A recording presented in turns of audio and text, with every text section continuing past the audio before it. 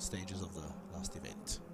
Marco Bononomi ahead at the end of that first run though, 0.87 seconds up, and a pretty decent top speed for Bononomi, 1 minute 50.7 won both his heats last year, but didn't make it through to the final because his times were not quick enough, and he has been in the final before 2 years ago, beaten by Andreas Mikkelsen. He was finishing as runner-up in the 2017 Monza Rally Masters show. Gentle nudge on the pile of tyres from Damiano. It's really down to the wire. It's really precise driving. Let's see what time takes. Damiano wasn't very satisfied. Said couldn't do better than what he did and he achieved on the rally. Was hoping for more, but was hoping for more, but couldn't get more than that. But still, he has I think some chance in the Master Show. It's a pity that we only have now the top speed for one of the two cars in the heat. Yeah. Namely, this time it's Bononomi, who is slow insofar as he's got top speed of 150.7 k's, as opposed to 157 from Lucita, 160 from Cragnola. I don't think he's going to match the time of Cragnola either. 2 minutes 52. We're already over that. The flag comes out. He's going to win his heat. It's going to be the second fastest time so far. 2 minutes 55.68 seconds.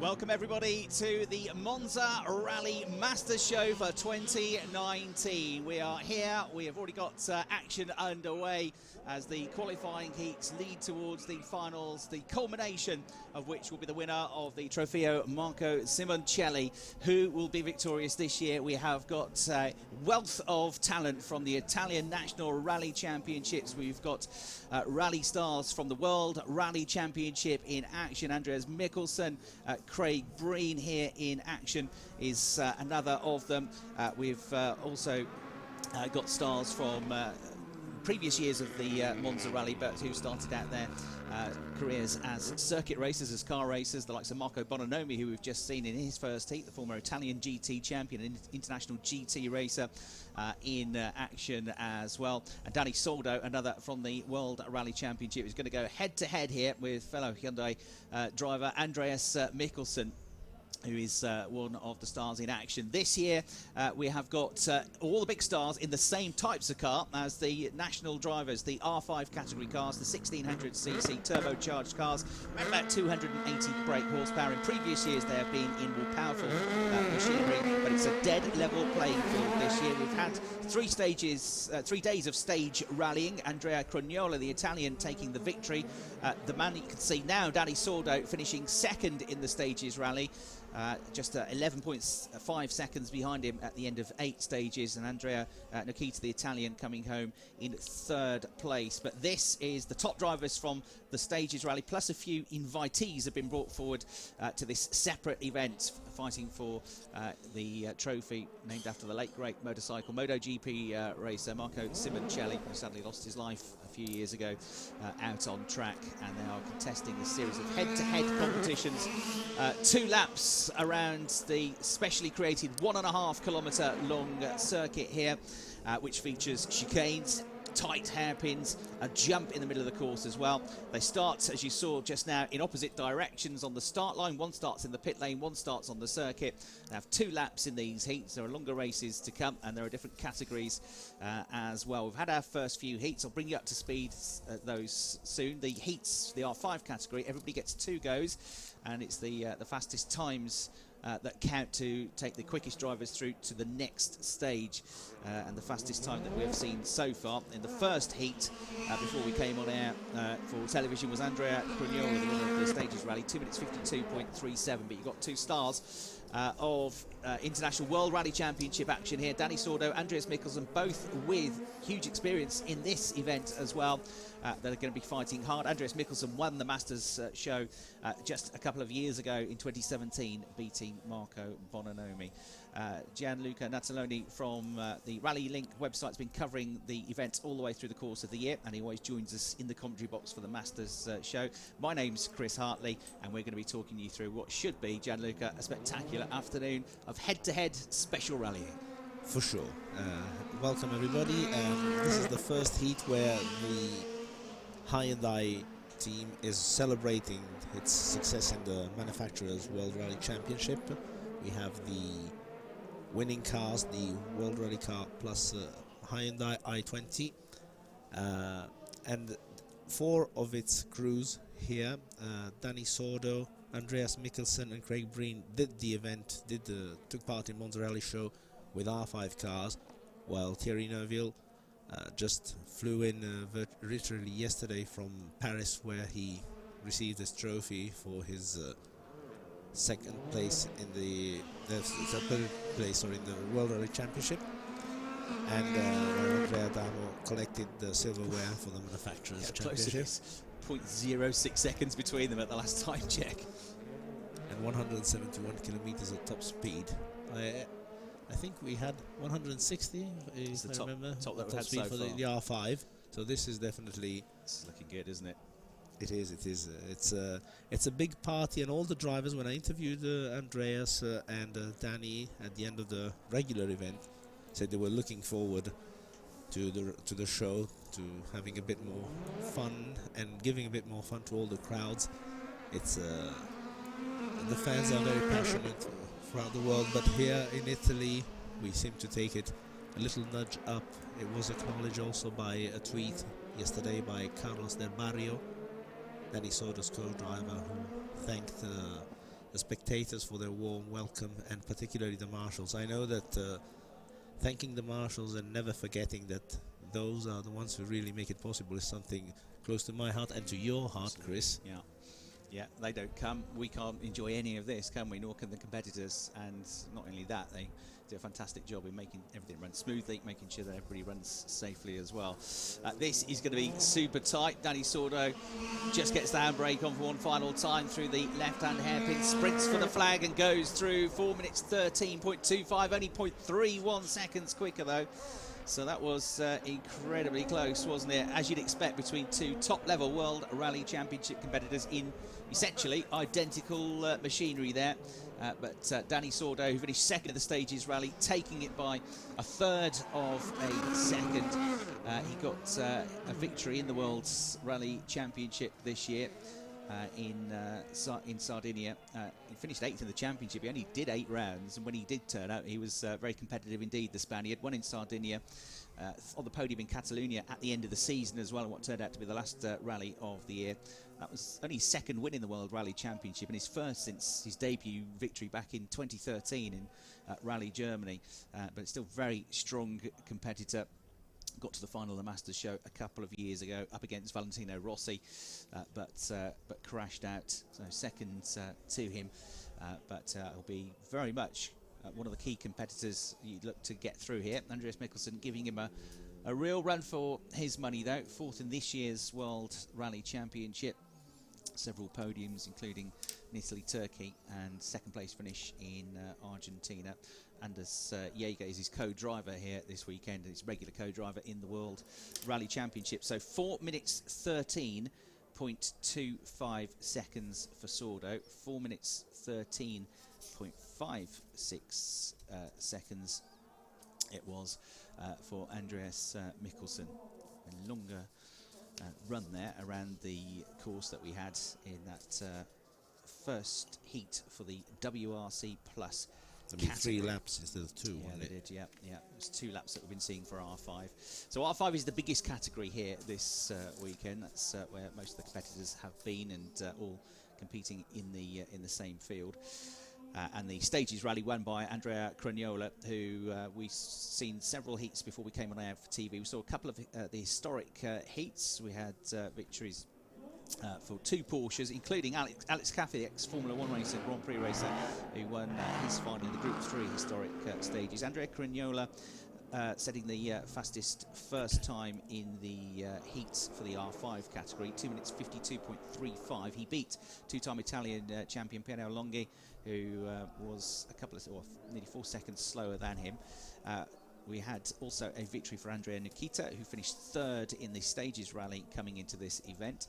He won his heat up against Britain's Rhys Yates. Katie Munnings, who's co-driving this weekend alongside Rhys. And then actually Nikita had a problem at the start. He didn't get the car off the line initially, so had to restart it, and then he won his heat. And the other winner in R5 was Marco Bononomi, who's been a finalist in the Masters Rally before and finished 4th in the Stages Rally this year, the ex-GT racer. We've got the Paletto Drift display team that will be coming on track.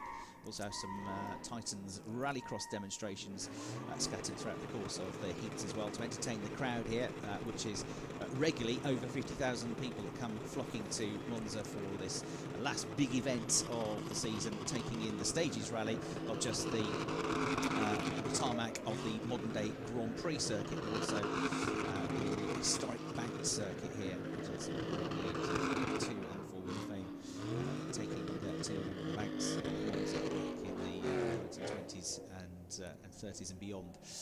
So the R5 category winners, Crignola, Nikita and Bononomi in their heats. They all get another heat, and it's your time that counts, the fastest time that takes you through to the finals, the semi-finals, if that is the case in the stages. So Crignola fastest, 2 minutes 52.37, and Bononomi second quickest at the moment with his winning time of 2 minutes 55.68 seconds. So Crignola has just gelled this weekend, hasn't he, Gianluca? He, in the Stages Rally, won 5 of the 8 stages, the only driver to win more than one stage. We had stage victories for Dani Sordo at a slightly slow start to the rally, but then got very consistently into the top 3.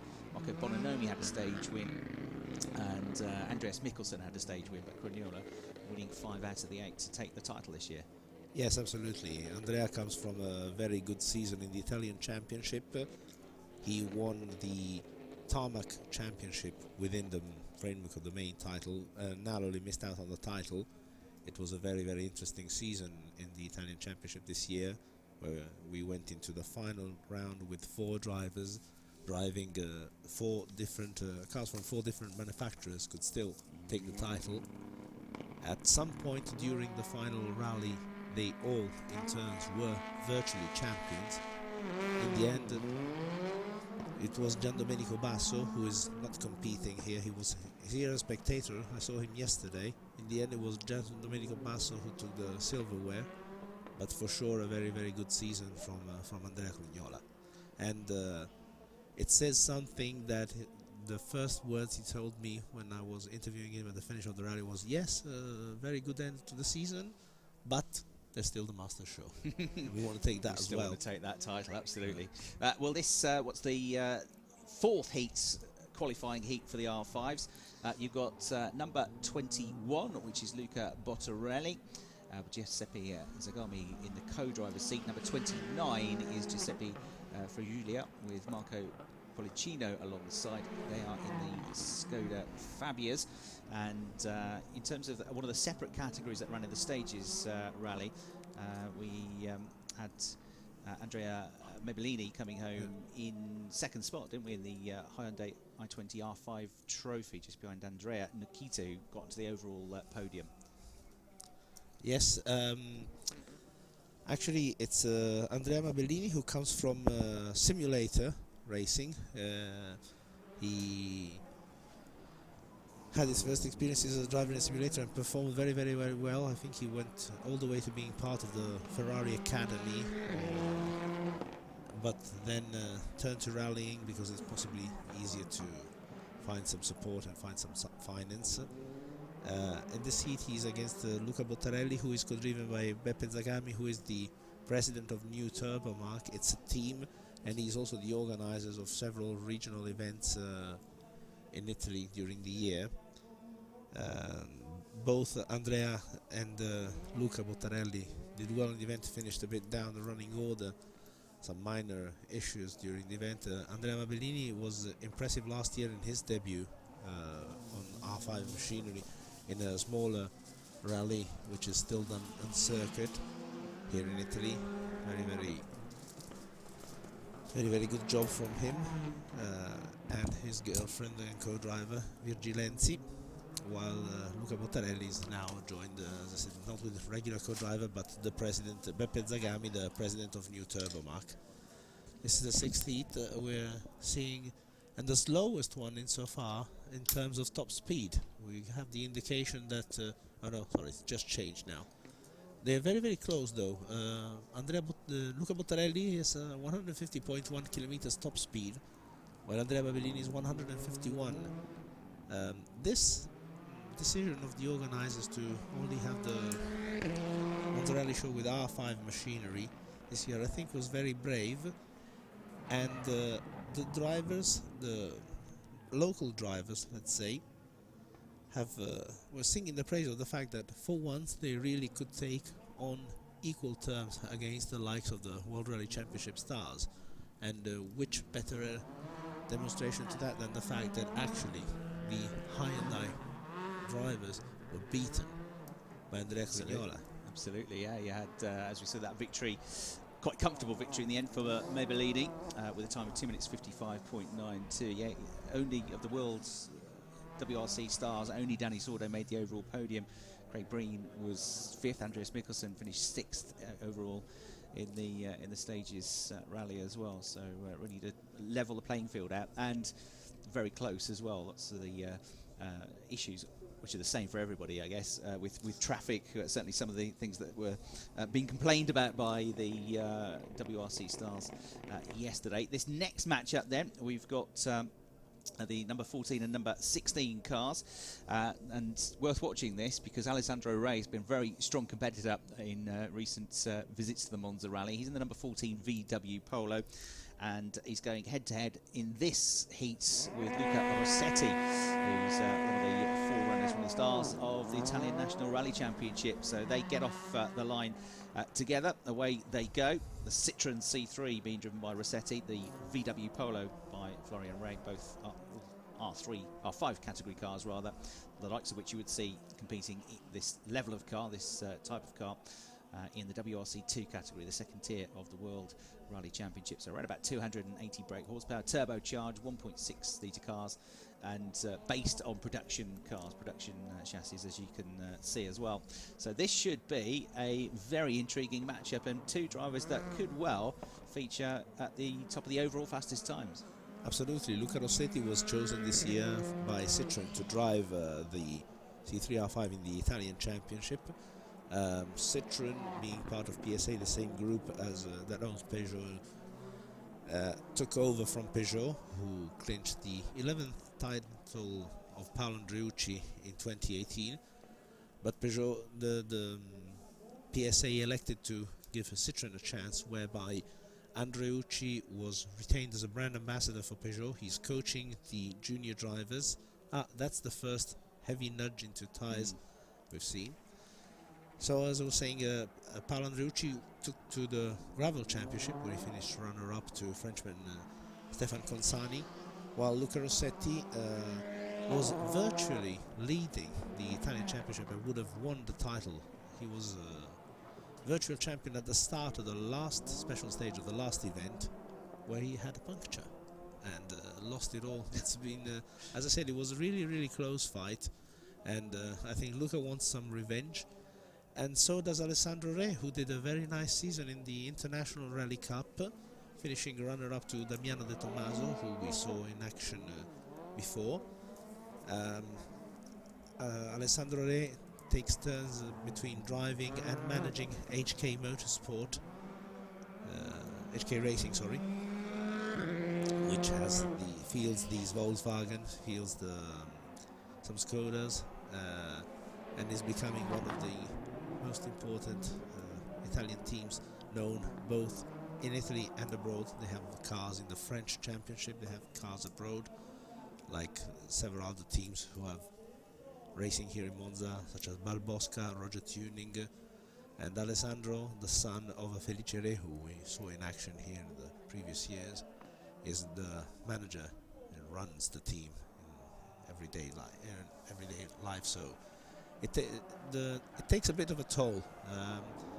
In the interview at the end of the rally, he said that he struggled a bit to set up the car and find confidence because he doesn't spend as much time inside the car as he would like. Closest one yet, 0.13 seconds. Ray just clipped the barriers again, didn't he, through that last set of hairpins. That might just have cost him that victory, but 0.013 seconds the difference between them and Rossetti just getting it. It was almost a photo finish that as they crossed the line together, but Rossetti taking the time. The overall fastest time that we've had still belongs to Andrea Cragnola, that 2 minutes 52.37, the second best up until that point.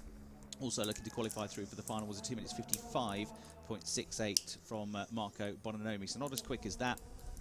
2 minute 56.81 seconds it was for Rossetti, and 2 minutes 56.94 seconds for the VW Polo of Ray, which took a little bit of a clattering there. He has a couple of runs into the barriers, including that last exit from that last sequence of hairpins, as he was pushing on very hard indeed. So in and around good times that. We've had a lot of drivers in the R5 category so far in the 2 minute 56 second bracket. It's been incredibly tight, but a standout performance by some distance so far.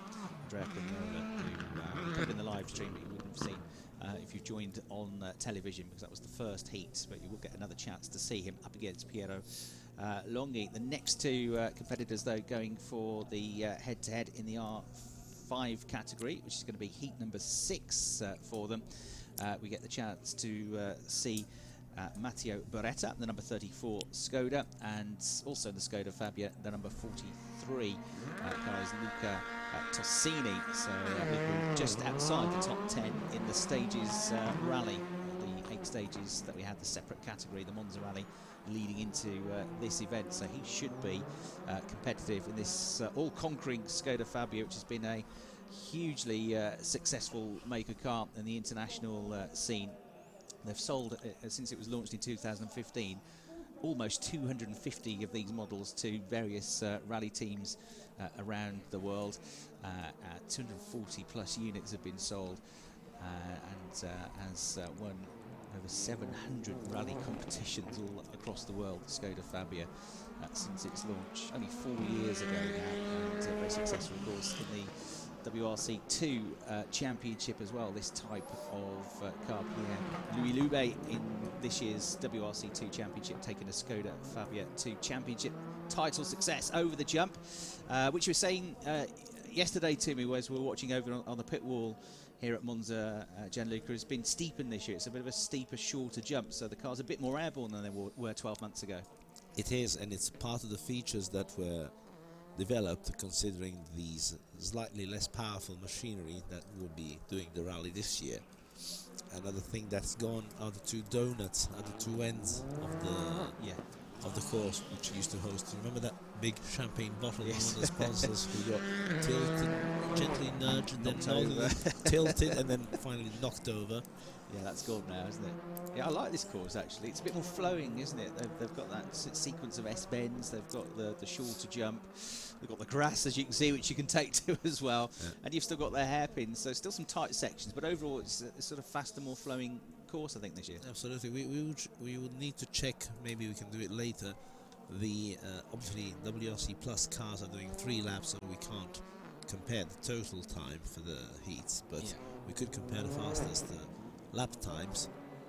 There goes more tire. There goes more tires. Compare lap times also because the jump with this new angle, with this new design, could be slightly more complicated for the World Rally cars. Last year, Paolo Andreucci won the R5 final with a time of 2 minutes 56.96. The fastest time that we saw was actually in the heats. It was Andrea Cragnola, who's going well this year as well. He did a 2 minutes 54.85, so it's 2.5 seconds quicker this year. Yeah, but you must remember, they've taken some of the features out, including the donut, which was quite time-consuming. Yeah. It shows what pretty rapid course it is this year, doesn't it? It is, but it also shows the attention that the organisers are putting into listening to suggestions and making their event better every year. 2:55.31 is an interesting time by Tozzini. That is the second best. Yeah, that's the second best time, isn't it? 2 minutes 55, a low 2:55. The only other drivers to get into the 2:55s, Marco Bononomi did a 2:55.68, and Melbeanyo did a 2:55, just about did a 2:55.92. So that's the second fastest time so far. Could see him through to the final. We'll find, because they get another run. Everybody gets another run and a chance to improve their times. Yeah, but bear in mind that the next rounds are going to be in over half an hour. We now have the another heat of the WRC Plus cars, then the Titan Rallycross cars. So it's interesting. If you remember, it also happened last year. It'll be interesting to see if and how conditions of the track and therefore stage times are going to change. True. Yeah. Look, you see. I was looking now at the top speeds. Alessandro Re actually has the fastest, the greatest top speed at 162. And Tozzini, despite being at 156, so he's 5th or 6th fastest, as what concerns top speed, is actually 2nd fastest time around the course. So it's also a matter, it's not only a matter of top speed, but it's a matter of accuracy and losing as little time as possible around the hairpins. So Thierry Neuville and Craig Breen, two stars of the WRC. Thierry Neuville, who's been the star of the Monza Rally Show a few times as well. Both in the Hyundai i20s. Hyundai, as Gianluca said, taking their first manufacturers and indeed drivers title for the World Rally Championship with Tanak this season, celebrating that. And we've got Hyundai's out in force. They also always support this event very well. And another firecracker this. So this category, WRC Plus, we've already had Dani Sordo versus Andreas Mikkelsen. That was mighty close. Just 0.3 of a second between them at the end of what's an extended run. They get 3 laps around. You can see they take more air over the jump. 4 minutes 13.25, the time to beat set by Dani Sordo. Craig Breen, who's a bit frustrated in the rally with traffic and not quite getting the best of runs, not been had the best of days, but still finished 5th in the overall rally itself. So we'll see how he gets on in this. Thierry Neuville hasn't been taking part, but has turned up today to come and try and win this Masters event. So Neuville will clip the barriers. A few of them are clipping that barrier on the way through to that hairpin section. Neuville does exactly the same, the Belgian. It's the back end of the car around the key front runners, one of the key challengers in recent years to the championship success, the ultimate championship success that we've had up until this year for Sébastien Ogier. It's the driver that's been giving him a run for his money, and he should be very competitive here. But Craig Breen, we're interested to see how the Irishman goes here. Yes, I spoke to Thierry earlier today, and he was recalling this celebration that Hyundai held yesterday evening. I think it was very nice of him to say, you know, it's a sort of party for the people that we normally don't see during the year. And he couldn't do the event because he was in Paris collecting silverware for runner-up. I think he got mixed up earlier. Possibly said he'd be coming 3rd. No, he's been runner-up, 2nd place in the World Rally Championship this year. While Andrea Adamo collected the silverware for the cherished manufacturer title. But still, not with his regular co-driver. He's co-driven here by Florian Hola-Bourdet, who is a young Frenchman, normally co-driver to Bruno Ribéry in the R5 Volkswagen Polo in the French Championship. But still, Thierry, like his teammates, looking for some more celebration, for some more fun, to try and give back also to the fans some of the support that they've received over the years. Craig Breen did his 3rd time driving in Monza Rally Show, and one small peculiar fact is that he did it 3 times with 3 different spec machinery. His first time here was in a Super 2000 Peugeot, and he came back with driving a Ford Fiesta World Rally car, and this year was an R5 machinery. The R5 car, yeah. It's half a second up at the first time check. Still very close in seat indeed. We have seen a couple of nudges of barriers. Are going to close that tyre stack as they can. Looking tiny though as he goes through, and has extended, doubled in fact, his advantage over Neuville. Now Neuville's not been driving the car all weekend, whereas Breen has, and as Gianluca said, they've had a chance to take in this course as part of the Stages Rally, so he's always on the back foot here. But only a second or so down. His time will come in the second run, you suspect, where he's going to get down to it a little bit more here. Winner of the Masters Show 2 years ago, but as a co-driver, wasn't he? Because they shared the driving, him and Andreas Mikkelsen. And Mikkelsen did some of the heats as driver and some as co-driver, and they swapped around as well. But in the final, it was actually Andreas Mikkelsen behind the wheel. And was the co-driver 2 years ago to take that title. Gets the handbrake on, skids the tyres around that left hairpin, flicks it straight back into the right-hand hairpin. Thierry Neuville, runner-up in this year's World Rally Championship. So they held over the jump there as well, and into the chicane section now. I was noticing Thierry's intermediate time here on a 1.5 kilometer course, done twice in 2 laps. In 3 kilometers, he's 3 seconds sharp. More than 3 seconds actually, faster than Crignola's fastest time. That's impressive. 2:49.23 against Crignola's fastest time, which currently is 2:52.37. Let's see on the finish line available here. To him. It is 1.49 seconds that Craig Breen wins by. So third lap, Neuville got a bit closer to him, didn't he? And he lost, I think, with nearly 4/10 of a second on that final run. So you can see him get quicker and quicker. He lost half a second. He lost half a second. He lost 0.3 of a second. Cumulatively, that's nearly a second and a half that Craig Breen takes the victory by. 4 minutes 13.25 was the fastest time that we've seen in that first head-to-head between Sordo and Mikkelsen. Mikkelsen also with a very good time, even though he didn't win his heat, he could still theoretically qualify as being second fastest time. 4 minutes 13.56 was the time there. Neuville with a bit more pace to find, therefore. In terms of top speeds as well, identical between Neuville and Sordo, 171 kilometres an hour. But Craig Breen, the first driver to break the 4 minute 13 barrier. He almost broke the 4:12 barrier as well. 4 minutes 12.05 seconds. 4 minutes 13.54 for Neuville. So Gianluca, although he lost that one by a second and a half, actually he was a bit quicker than Mikkelsen, and he was only 2/10 slower than Sordo. So his pace is good, actually. It's just that Craig Breen has put a really good run together there. Yeah, absolutely. They're very, very close. They're practically on identical terms. It's obviously driving the same car, you would expect, in terms of top speed. And here too we have an interesting fact. You see, Craig Breen had a top speed of 169 kilometers against 171.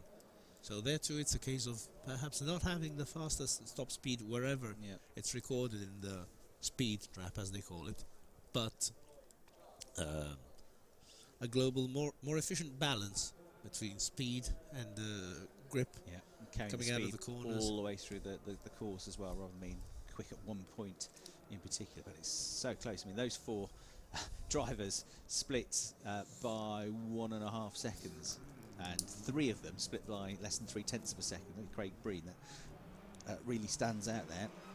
So that first 3-lap run for them, the second heat for the WRC Plus category. They will go again, and then the fastest 2 times will go through to the WRC Plus final. Last year we had different formats, different categories of car in action. 2 of the big stars of the Monza Rally over recent years have been 7-time MotoGP world, or 7-time motorcycle world champion Valentino Rossi, and the multiple motocross world champion Tony Cairoli. And last year Tony won his category, WRC 16, and WRC Plus was won by Valentino Rossi, and they went head-to-head then in what was a super final last year with certainly Cairoli the underdog in what had been up until that point a slower car, but he pulled something special out of the bag, didn't he? And he was a little bit down on the first lap. The 4-lap final. It was a really long final, 5 minutes or so long. And then he matched his speed, then he got a bit quicker, and then he was a bit quicker again on the last lap by a fraction, by just about half a second in the end. Tony Cairoli took the victory in what was a spectacular win, really, up against the odds.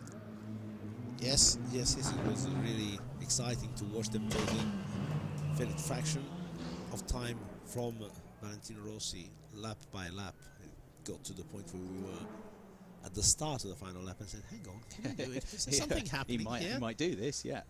It was brilliant, wasn't it? So close it was until the final lap. This is the first time that we see the Titans Rallycross cars on the track this weekend. It's a few demonstrations they're going to be doing for us now, isn't it? The Titans RX Championship, which was launched this year. The Titans name being bought back at the end of last year, and the first international championship run this season across Europe. It's going to go to North America with a fully international series in 2020. So they had 6 events in France, Britain, Lydden Hill, Portugal, Austria, Hungary and Germany. 12 rounds in total, and some big names took part in it as well. Craig Breen, who we've just seen in action, did a few rounds. The former British touring car champion who so nearly took a second title this year, Andrew Jordan, who's got good rallycross experience as well. Well, he races anything, historics, modern day touring cars, rallycross. He did a few rounds as well in Portugal. Ex-Formula 1 racer Nelson Piquet Jr. joined in for a couple of rounds as well. But doing the demos here this year, you've got Tamara Molinaro. She was one of the key competitors this year, finished in the top 6 in the championship. Didn't get onto the podium, but had lots of top 10 finishes, 4th place in Hungary, 4 other top 6 finishes.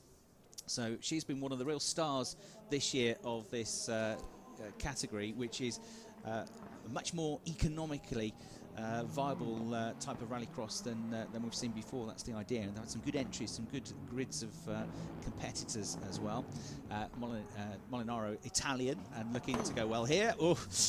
They're not competing against one another. Molinaro just trying to put a show on, certainly doing that here. The fact that she said in a press statement was that this was the first place she ever came to watch any kind of motorsport was at the Monza Rally when she was 1 month old. So that was where she got hooked onto motorsport. So it's great to see her back here in her early 20s now competing. And the driver of the other car is a real inspiration. It's Ronnie Sample, who was a professional alpine skier, competed internationally, and then he had a pretty horrific accident, a crash, left him paraplegic. And then he took to become a full-time Paralympic skier, and in alpine skiing, was very successful at that as well. Also took part in other Paralympic sports, including basketball, which he represented his country as well. So real inspiration. He was on the Paralympic committee as well, international committee, and has been competing in the Titans Rallycross Championship this year as well. So fantastic effort by him, and he's the driver of the other car there, the Austrian, that you can see now on your screen. So 2 drivers who have said prior to this event that in the demos they're not looking to go quick, they're just looking to go sideways and show what these cars can do. But they're certainly not hanging around here, are they? Absolutely not. I mean, this Monza might have been the first memory of Tamara in motorsport at all, but it also has been the place where she did her first event, where she was driving in these small circuit rallies where you could drive without already having your driving license. And she did this Vedovati Monza Ronde, co-driven by Elisa Bollito. She then went on to, came back to Monza, also co-driving her boyfriend Craig Breen on the, but with not a lot of luck. I remember they had to retire from the event. So it just seems fit that being an ambassador of the Titans and being performing very well this season, I mean, it just seems fit that she was the one of those chosen to represent this formula here in Italy. Quite interesting to put the clock on these, wouldn't it? Because they look actually pretty quick, although a bit wide there on the exit and onto the grass to take the flag. Tamara has said that I'm going to do some donuts today until my tyres are completely finished, so that might be the end of their final demo later on. But yeah, fantastic. My first time seeing those cars, actually, the Titans Rallycross cars, and as I say, I'll tell you what, very Chris, successful. I don't know about speed, but for sure, sitting here in the commentary box, there are definitely those that make the they really we feel the windows vibrate every time they go by, and it's even a lot worse than the WRC Plus. We're right next to the overhead podium, aren't we? And quite a few people up on the podium. We've had the DJ up there playing some pretty good tunes earlier on, actually. We've got a bit of British punk going on earlier on. But they go right underneath that, and it shakes almost as they go through. Here are the promised donuts then. And we saw Sample who just gone slightly straight on into a tyre stack and was trying to reverse out of that. Yeah, terrific to see how he's got out. That's good news. I sort of suspect this is the beginning of any donuts that tomorrow. I think so, yes, because they're having some more demos for us later on, aren't they? Whoa! Properly airborne for Sample over the jump there. That's the biggest one we've seen. He took a real run at that, didn't he? And got all four wheels clean up in the air.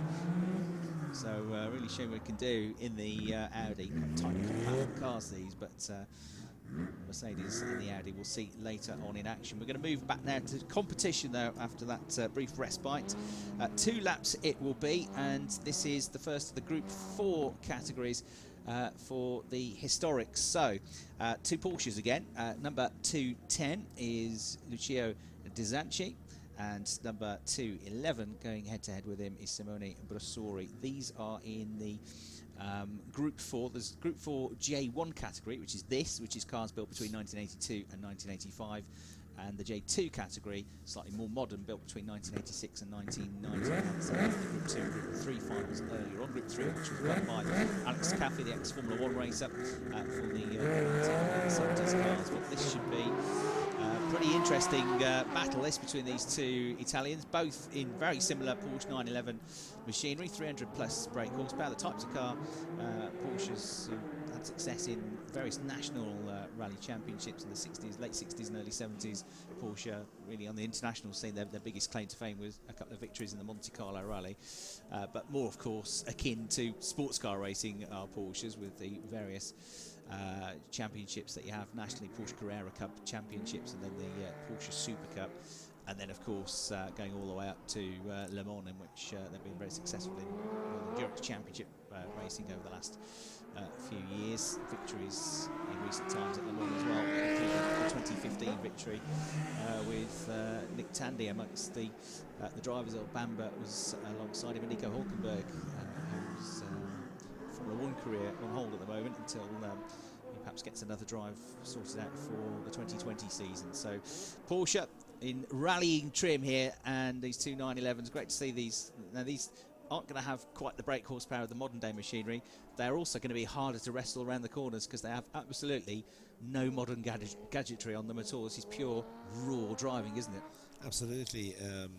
I was hoping to find, and here it is, the data for top speed, 130 kilometers an hour, which says something about the difference in grip and traction coming out of the corners from rear-wheel drive to the four-wheel drive and turbo of the R5 cars, not to mention obviously the WRC Plus machinery. I was talking to Lucky, as he's known as his pseudonym, Gigi Battistoli, who drove the Lancia Delta to second place overall in victory in Group 4 J2, who we're going to see in the next heat in just a matter of minutes. And he was telling me how difficult it was for him with four-wheel drives and a limited top speed opposed to these cars. But for sure, if it was difficult for him, we can imagine that it's not easy for them either. Too wide there on the exit. Had to get off the throttle as well, didn't he? So Dzwonczyk there certainly losing time. Just to give you a benchmark, although they're not competing against one another, the 2 historic categories so far in Group 2, which was won by Marco Sapati, 3:09.9, and Alex Caffey won the Group 3 final, 3 minutes 14.2. Alex won by 5.5 seconds in the end, so it's a pretty comfortable victory in his Porsche. But at the end of the first run, we're on a kind of par with that. 1 minute 37 was the time at the end of the first split, so it's going to be in and around that, which means we're getting into the last 20 seconds or so now, and looking good for Brasori potentially. We'll see when we get the overhead view if he's still got his nose in front here, negotiating the final set of hairpins, goes right, goes left, and a bit of fluid on the circuit as well. Flag comes out, Dzwonczyk well clear despite that clattering of the tyre stat. 3.53 seconds, Bressori wasn't able to close the gap at all in the end, so it is Dzwonczyk that takes victory in Group 4, J1 in the final there. And well done to him. So, hand out of the window, and time for some donuts as well. Yes. And you know, these cars, it's easy to do donuts with these cars, absolutely. And it's a tradition to part from the crowds of spectators here with a bit of, you know, you're not going to need the tyres anymore. Those are finished. No more going in the bin anyway, aren't they? Yeah. And it's going to be interesting now to compare the times of the last cars in Group 4 J2. Lancia Delta for Lucky Cazzaro and Ford Sierra Cosworth 4-wheel drive Chiavenuto Cirillo. Well, that was a 3-minute 10.96 from Dzwonczyk. Yes. He's in a more modern car than Superti, who did a 309.9, so it's a good run that, wasn't it, from Superti? 3 minutes 14.49, the classified time for Bressori, who finished second in that final. So victory to Dzwonczyk in the 210 car, the Porsche there. Lucio with Niccolo Imperio alongside as co-driver. And now we'll move on to, as I say, he actually borrowed Dzwonczyk actually borrowed Melly's car because he retired when leading on the penultimate stage with engine failure. So he actually did borrow for the Masters show the Melly's. So this is it. This is Lancia versus Ford now. Fantastic. Ford Sierra Cosworth 4-wheel drive should be quick off the line, and was. And Lucky is in the Lancia Delta. So Lucky is in the 212 Lancia Delta, and the driver of the Ford Sierra Cosworth, number 216 in this one, is Andrea Chiavenuto. So off the line well, but will the Lancia potentially have a bit more handling ability once they get to the tight, twisty sections? Potentially so, I think. This was the duel of the late 80s. So we're talking about a 30-year trip down memory lane. Yeah, scarily, yes. Just bringing us something closer to our era from the Porsches. Sierra seems to be struggling a bit more. Longer wheelbase than the Lancia. Seems to be struggling in the hairpins. So we have to see how they do on the lap time.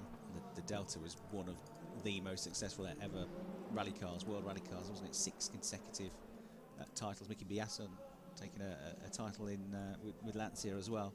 Yes, it's 6 straight wins in the Manufacturers' Championship is unbeaten record to this day. And 87, it was Juha Kankkunen took the driver's title. 88, 89, it was Mickey Biasson. In 91, it was once again Kankkunen, while the 1990 and 1992 drivers' championships were taken by Carlos Sainz, who was driving a Toyota. Yeah, Carlos, former World Rally champion. His son's pretty rapid Formula 1 driver these days, from McLaren, of course. At the split, Lucky's going to be well clear, isn't he? So the Ford, not surprisingly, was quick off the line, but the Lancia, and Lucky's a good driver as well, isn't he? Through the lap is nearly 6 seconds clear, 1 minute 35.29. It's not the quickest first lap that we've seen, but he's going to take victory in this one. Bit understeery as he tackles that sequence of chicanes. Short 120 metre or so sprint on the accelerator through to this wide left-hand hairpin.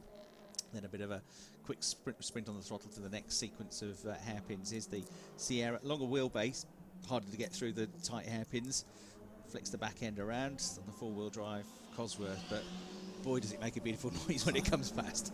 He couldn't, Lucky couldn't do a lot against the Porsches in sheer speed in the fast section in the rally, but the turbo, the traction of the car works wonders around this small circuit and the hairpins. You can notice the power, the torque that car has. If you see him coming out of the hairpins, you can see with every gear change, the co-driver's head going back and forth. It's a bit raw, isn't it? Yeah. Rally cars, the 80s rally cars at their finest. And Lucky has still enjoys a lot of success. Italian and European championships with the Lancia, co-driven by Fabrizio Pons, who was the co-driver of Michel Mouton when they were winning overall events in World Rally Championship with the Audi. He's won that easily, hasn't he? 3:07.8.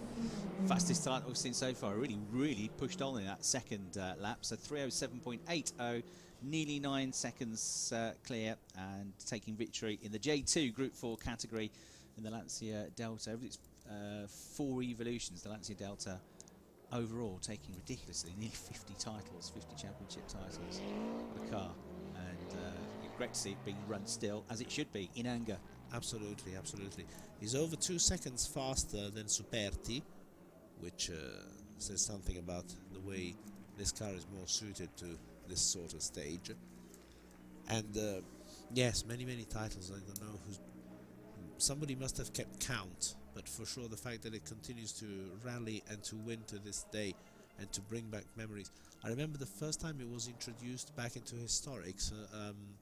I was reporting for Rally Link from Rally San Remo, which is part of the Italian Championship, but is also part of the Italian and European Historic Championship, with the 3 events taking turns, taking to the stages in turns. And I remember this small village just above San Remo, which is called San Romolo, where the Rally Ron stage runs all around the mountains. It used to be a massive 50-kilometer stage.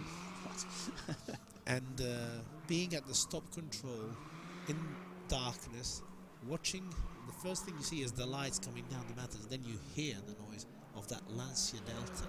It really brought me back 30 years. Shivers down the spine. Yeah, absolutely.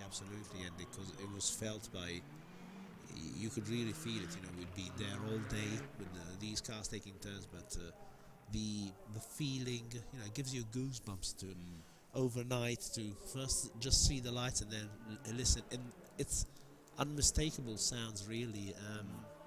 I feel that the cars of those days had a lot more differences in between them in construction philosophy, but also in the sound and everything. I'm not sure I could tell today. If you closed your eyes, whether you got a Hyundai or a Citroen or a Ford, No, you're right. Yeah, very open. It was the very much, well, not just in rallying, but in motorsport in general, all the way through to Formula 1. It was the period, wasn't it? The 70s and the 80s of innovation, of design, and more freedom to be able to try things out. And as a result, you had some hugely quick cars, didn't you? A bit too quick in the end in World Rally, and had to rein it in, didn't they? But wow, what a time that must have been to witness those cars and those drivers trying to direct these missiles somehow through the turns and over the jumps. It should be about time to see Hyundai Motorsport drivers back. They're coming. Yeah, they come. Yes, no, you're right. Yes, because we are back to WRC Plus. So second run for the WRC Plus, the World Rally Stars. We've got Dani Sordo, Andreas Mikkelsen, Craig Breen, and Thierry Neuville are the 4 drivers that have been going in action. So far, we had in the first heat Sordo beating Mikkelsen by just 0.3 of a second, 4 minutes 13.25 versus 4 minutes 13.56.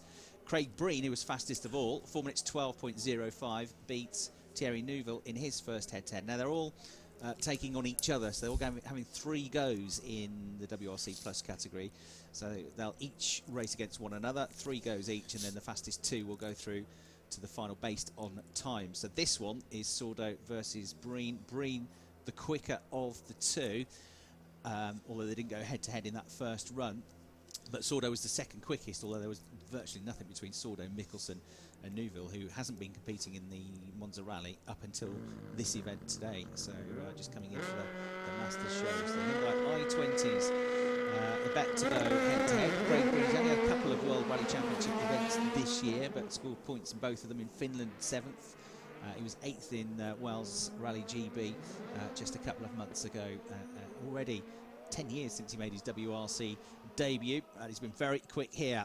Craig Breen, 4 minutes 12, the benchmark time so far. Dani Sordo, who's got good experience, although they've both done this event several times. Dani Sordo's got good experience of the Masters show. Of course, he's on a different course each year, and that changes, but he has a feel for the event. Finalist up against, losing finalist up against Valentino Rossi in 2016. It's one of those, only 2 World Rally Championship wins. He's one of these drivers who's won a huge amount of stages, Dani Sordo. He's won nearly 190 stages across the course of his rallying career. Best of third in the championship 10 years ago now, in 2008 and 2009 when he was a Citroen driver. He's never won the championship, but a very talented driver, the Spaniard. And we'll see what the first times that we get, see how much of a difference there is between them. I was thinking that I'm not sure on how this WRC Plus trophy or whatever it's called works, but it seems to be working on sort of points basis, and because this is the only time that Craig Breen will go against Sordo in a direct heat, it might prove important to see who goes to the final, because there is then going to be a final at the end. Yeah, two points for a win, so they've both got 2 so far. So you're right, and it could be potentially those two going to get in the final. 0.8 of a second between them, close again, so it's going to be tight, this. Which is 0.8 of a second between them in the first lap, which is a greater gap in the first lap than there's been previously at the end of the heat. That's right, yeah. That's right, yeah, they've been split by 1 or 2 2 or 3 tenths of a second we've seen so far, haven't we? The biggest gap was Breen versus Neuville, which was 1.49 seconds at the end of the 1.5, 1.5. But still, 1.5 after 3 laps. 3 laps, yeah. And here we have half that already, isn't it? Yeah. No, you're right. It says something about the motivation of these drivers. Yes, I could quote Rhys Yates. I interviewed him. He missed one stage yesterday, sort of had a small issue and then a miscalculation, so missed out on a long stage. Took a 5-minute penalty, which brought him really down the order and consequentially also down, or rather up the running order today, because the cars were running in reverse of the previous day's classification. And he said, yeah, you know, it's fun, I'm having fun, but I have more fun when I'm doing well. Fair enough. He's always quite a positive character, isn't he, recently? Across him. So, 2.1 seconds. Sordo was 0.8 seconds clear. He's now 2.1 seconds clear. Surprised this because of how well Breen went in his first run. With that fastest time so far of 4 minutes 12.05. We could see that being beaten here because Dani Sordo is on an absolute mission here. So it looks for all the world as if he's going to win this head-to-head. It's just how quick will the time be compared to Breen's earlier time in that heat up against Thierry Neuville.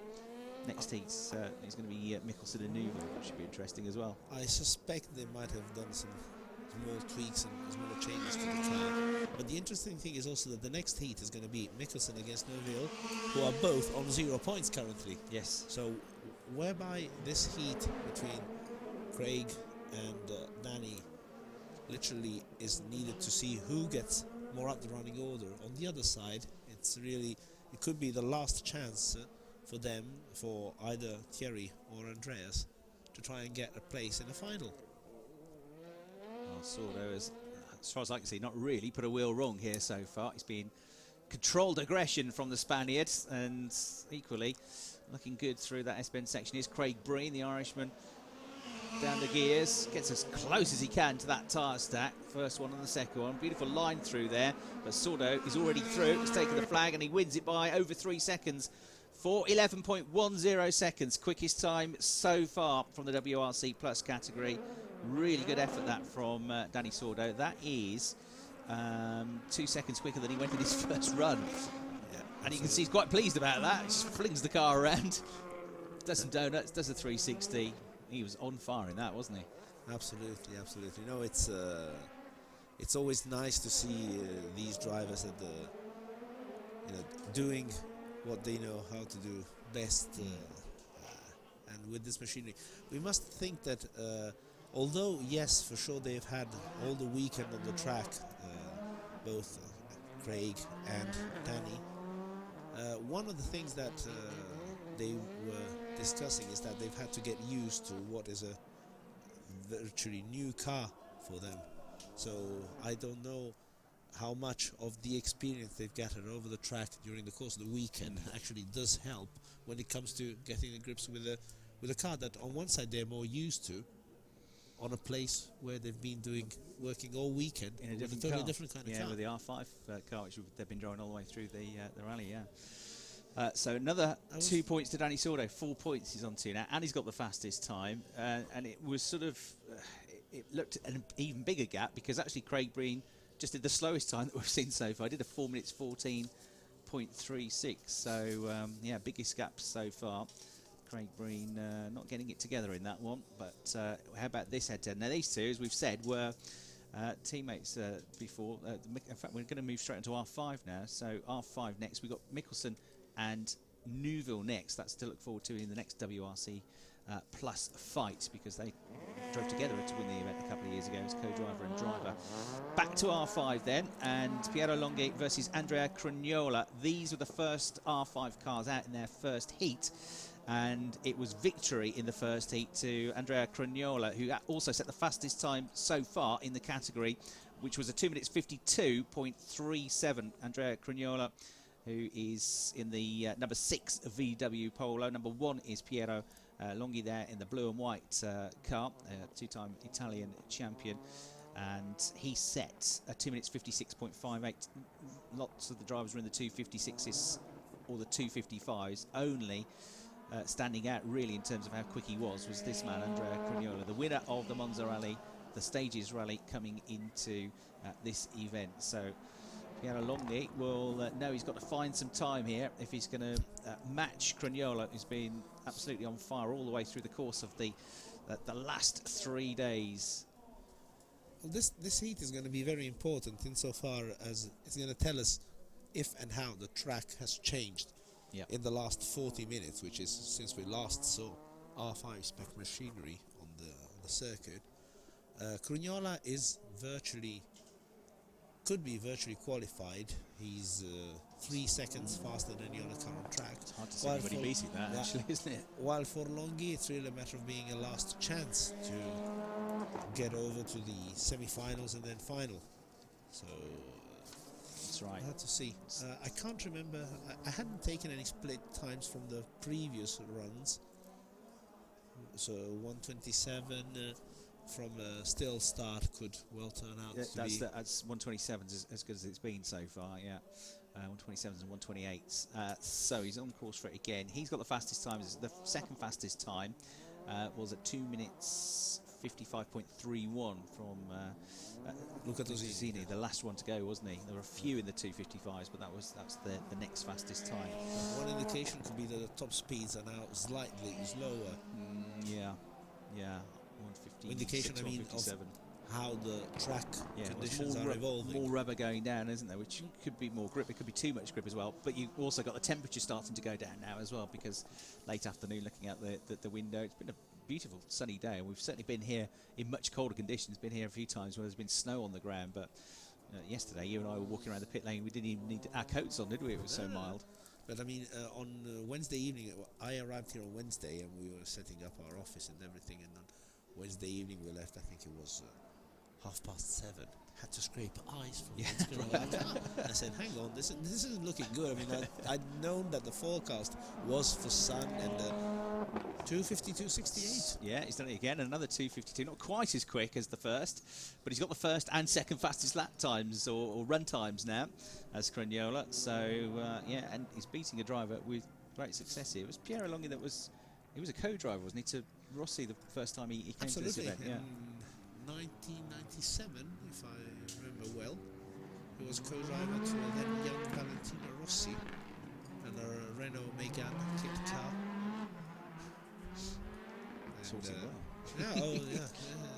And to win 7 times with Rossi.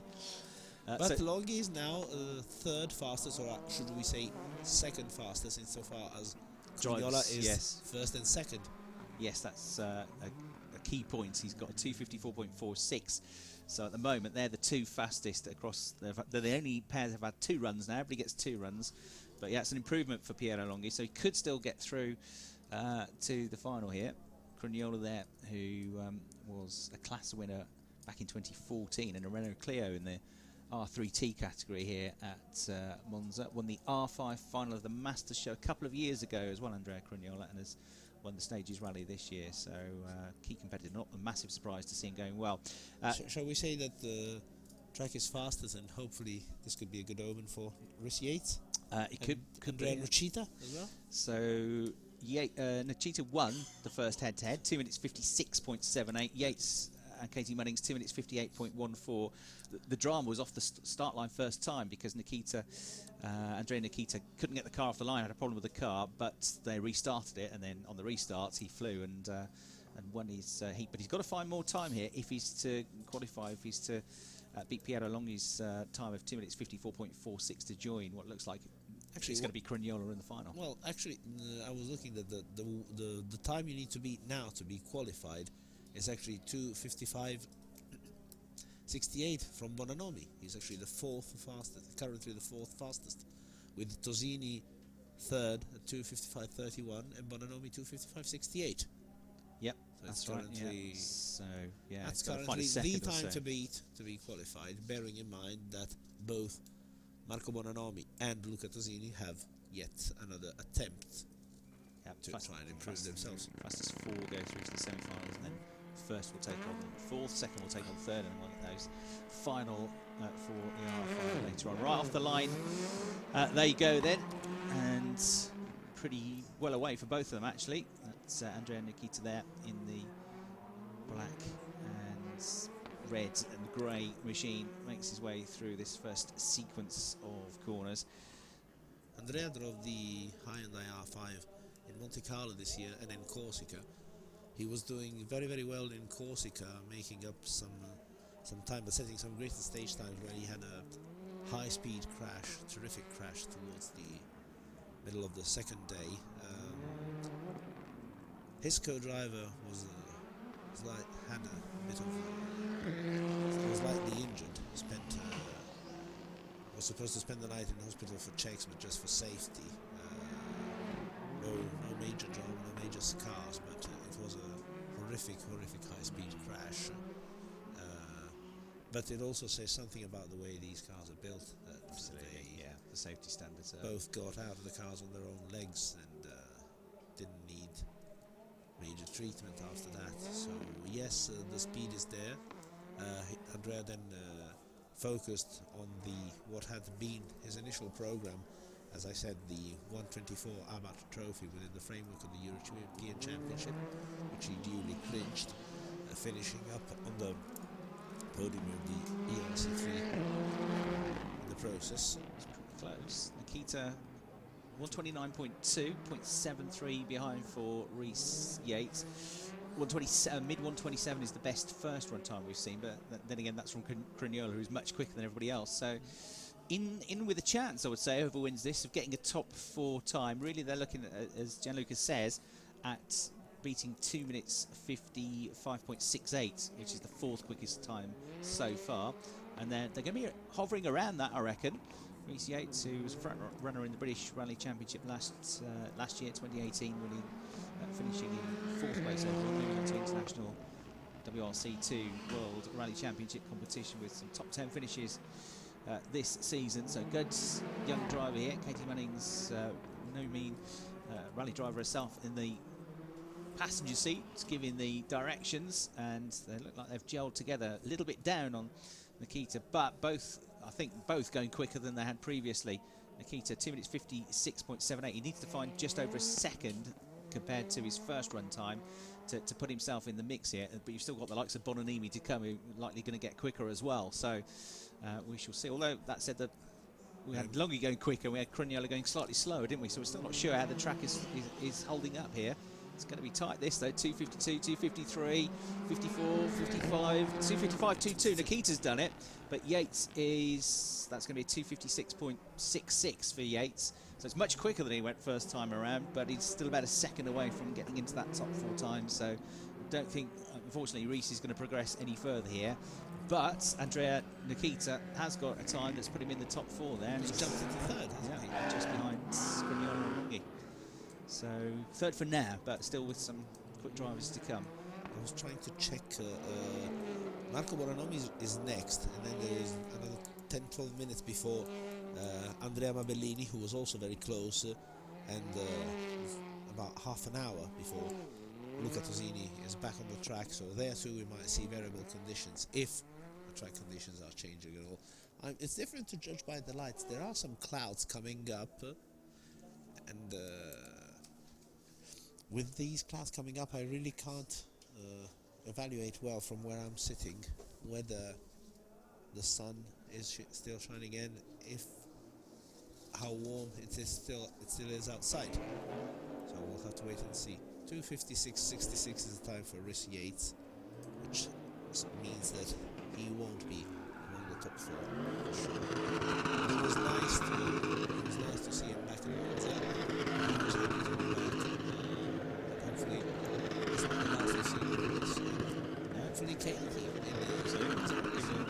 that's right. So as we get our latest drifting demo, we've got half of the second run of heats have been completed. It is Andrea Cragnola, whose first time was the quickest so far. His first run time 2:52.37. Next up from his second run, Piero Longhi, 2:54.46 seconds. And then a 2:55.22, which is seen from Andrea Nikita. And from his first run, he's yet to go again, 2:55.31. So the driver on the fringe at the moment, but he's got another run at this, is Luca Tassini. And then just outside the top 4, but with another run still to come, is Marco Bononomi. So Marco Bononomi did a 2:55.68. That was enough to put him in the top 4 after the first run. He's now slipped out of the top 4, but he is going to be going up next against Tommaso. You've still got Bottarelli and Bellini to come, Rossetti and Ray, and then Tassini, who was second.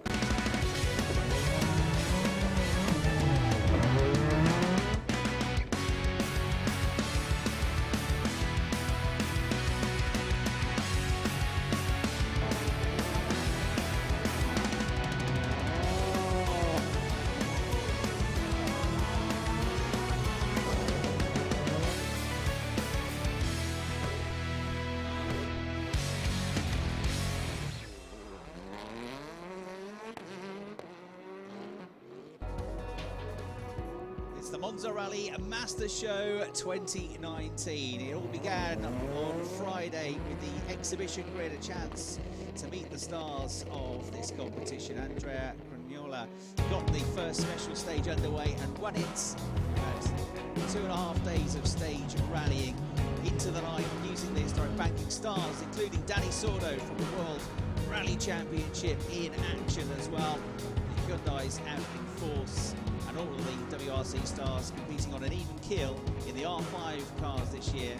Lots of traffic on these short stages. Cragnola and Craig Breen getting together, a bit too close for company one of the stages yesterday. The jump, which features part of the Masters Show course, shortened, sharpened, gets the cars really airborne here. And you can see the stars of the World Rally Championship, stars of the Italian Rally Championship, all queued up as they're trying to find their way around the stages. That man, though, was the man that won the stages rally, Andrea Cragnola. He took to the top step of the podium earlier on today after 8 stages and 5 victories. Second place going to Dani Sordo there to the left of the picture. Andrea Nikita took 3rd place, but there taking the victory, Andrea Cragnola and Marco Bergonzi, his co-driver in the VW Polo. They won by 11.5 seconds. Now they fight for the Trofeo Marco Simoncelli. It's the Monza Rally Masters Show. We've had some qualifying heats already in the R5 and WRC Plus categories. We've had some historic finals, and there you can see the crowd out in force here over the last 4 years. We've had huge crowds of over 55,000 spectators. It's the last big event of the season, not just here at Monza, but also on the international calendar as well. They come out in force. There's fantastic fan access. There's all sorts going on in the paddock. There's live music, there's live DJs, there's motocross shows that we've seen here, exhibitions, a chance to, as you saw from the exhibition grid, get right up there with the stars of the event as well. Several of the front runners, the World Rally Championship in action here as well. Stars like that man Marco Bononomi in action as well, the former GT racer turned rally driver who has been a finalist here in the Monza Rally Masters Show. So Chris Hartley here commentating for you on the Monza Rally Masters Show 2019. Gianluca Nataloni alongside me, commentating and giving you all the insight into these drivers as well. So we're in the middle of the heats now as you join us for the R5 category, and we've got these two going head-to-head for the second time. So in the R5 category, everybody has 2 runs, and it's the fastest times that count. The top 4 times will progress through to the semi-final. And at the moment, it is the driver that won the Stages Rally, Andrea Cragnola, that's got, well, he's got the first and second fastest times. He's had his 2 runs, but his best time from the first run was a 2 minutes 52.37. The driver that he's gone head-to-head with is another top Italian rally driver, former champion in Italy, Piero Longhi, and he's got the second fastest time, 2 minutes 54.46. The third fastest time has come from Andrea Nikita with a 2 minutes 55.22. That was just now. He beat Rhys Yates. And from the first run, and he'll be last to go in this second set of runs, Luca Tassini has set the 4th fastest time, 2 minutes 55.31. So in this one, you've got Marco Bononomi in the number 3 Skoda Fabia. He has the 5th fastest time at the moment, but this is his second run.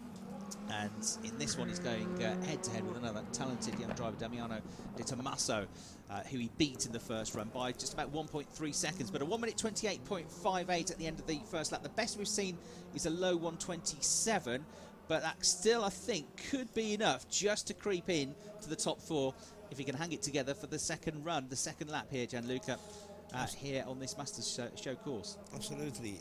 Damiano Di Tommaso is very fast young driver. He clinched the International Rally Cup Championship this year. 3 wins out of 5 events, including the first 2 and the final, the closing, Rally di Bassano. Marco Bononomi, co-driven by Gigi Pirollo, is also being very, very fast here in Monza Rally Show. Narrowly missed out on the win in the previous editions. This year said he couldn't do more than what he's done with the Fabia against the likes of the Hyundais and Volkswagens, but still the Masters Show is something that all the drivers are aiming to. Those who have won the rally wish to confirm, this was close and it's going to cost a few seconds. Those who won the rally still want to win the Masters Show. Those who haven't won the rally want to take another revenge. chance to do that, yeah, exactly. Tommaso, yeah, clipping the tyres as you saw from the aerial shot, getting close to the tyre stack through the hairpins as well. Over the line, 254.79. Bononomi, for now, is through into the semi-final. Still some runners to come, but 2 very quick times there from them. So a 254 gets you into the top 4 for now, but we've still got 3 more sets, 3 more pairs of drivers to come. It was a good effort from Di Tommaso as well, wasn't it? We'll get confirmation of his time once it's shown. He wasn't far away either, really did hang on here in this 2-lap run around 1.5 kilometres of this new for 2019 format, this new for 2019 layout that we've got. Much quicker run through, 255.36, so he wasn't far off, was he? It's not going to get him into the top 4, Di Tommaso, but it was a fine effort. It's one of the quicker times that we've seen so far. So now, with 3 pairs to go of their second runs, it's still Cragnola fastest, 252.68. 254.46 is Piero Longhi. That 254.79 that you've just seen from Bononomi puts him in 3rd place. 255.22 for Andrea Nikita is on the cusp now. That's the time that's 4th quickest. So if you get a 254, you are in.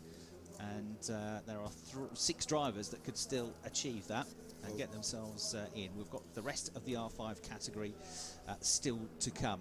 But we move back now to the second runs for these 2 drivers in the WRC Plus category. We've got Andreas Mikkelsen versus Thierry Neuville. The pair of them won the Masters Show 2 years ago when they shared the driving. So it was actually Andreas behind the wheel of the car for the final, but both he and Thierry Neuville took turns to drive and co-drive. They're going head-to-head here. This is their second run. So in WRC Plus, they're all competing head-to-head against one another. So in the first set of runs, you had Dani Sordo, who finished second in the Stages Rally, as we see a tyre stack removed by Andreas Mikkelsen.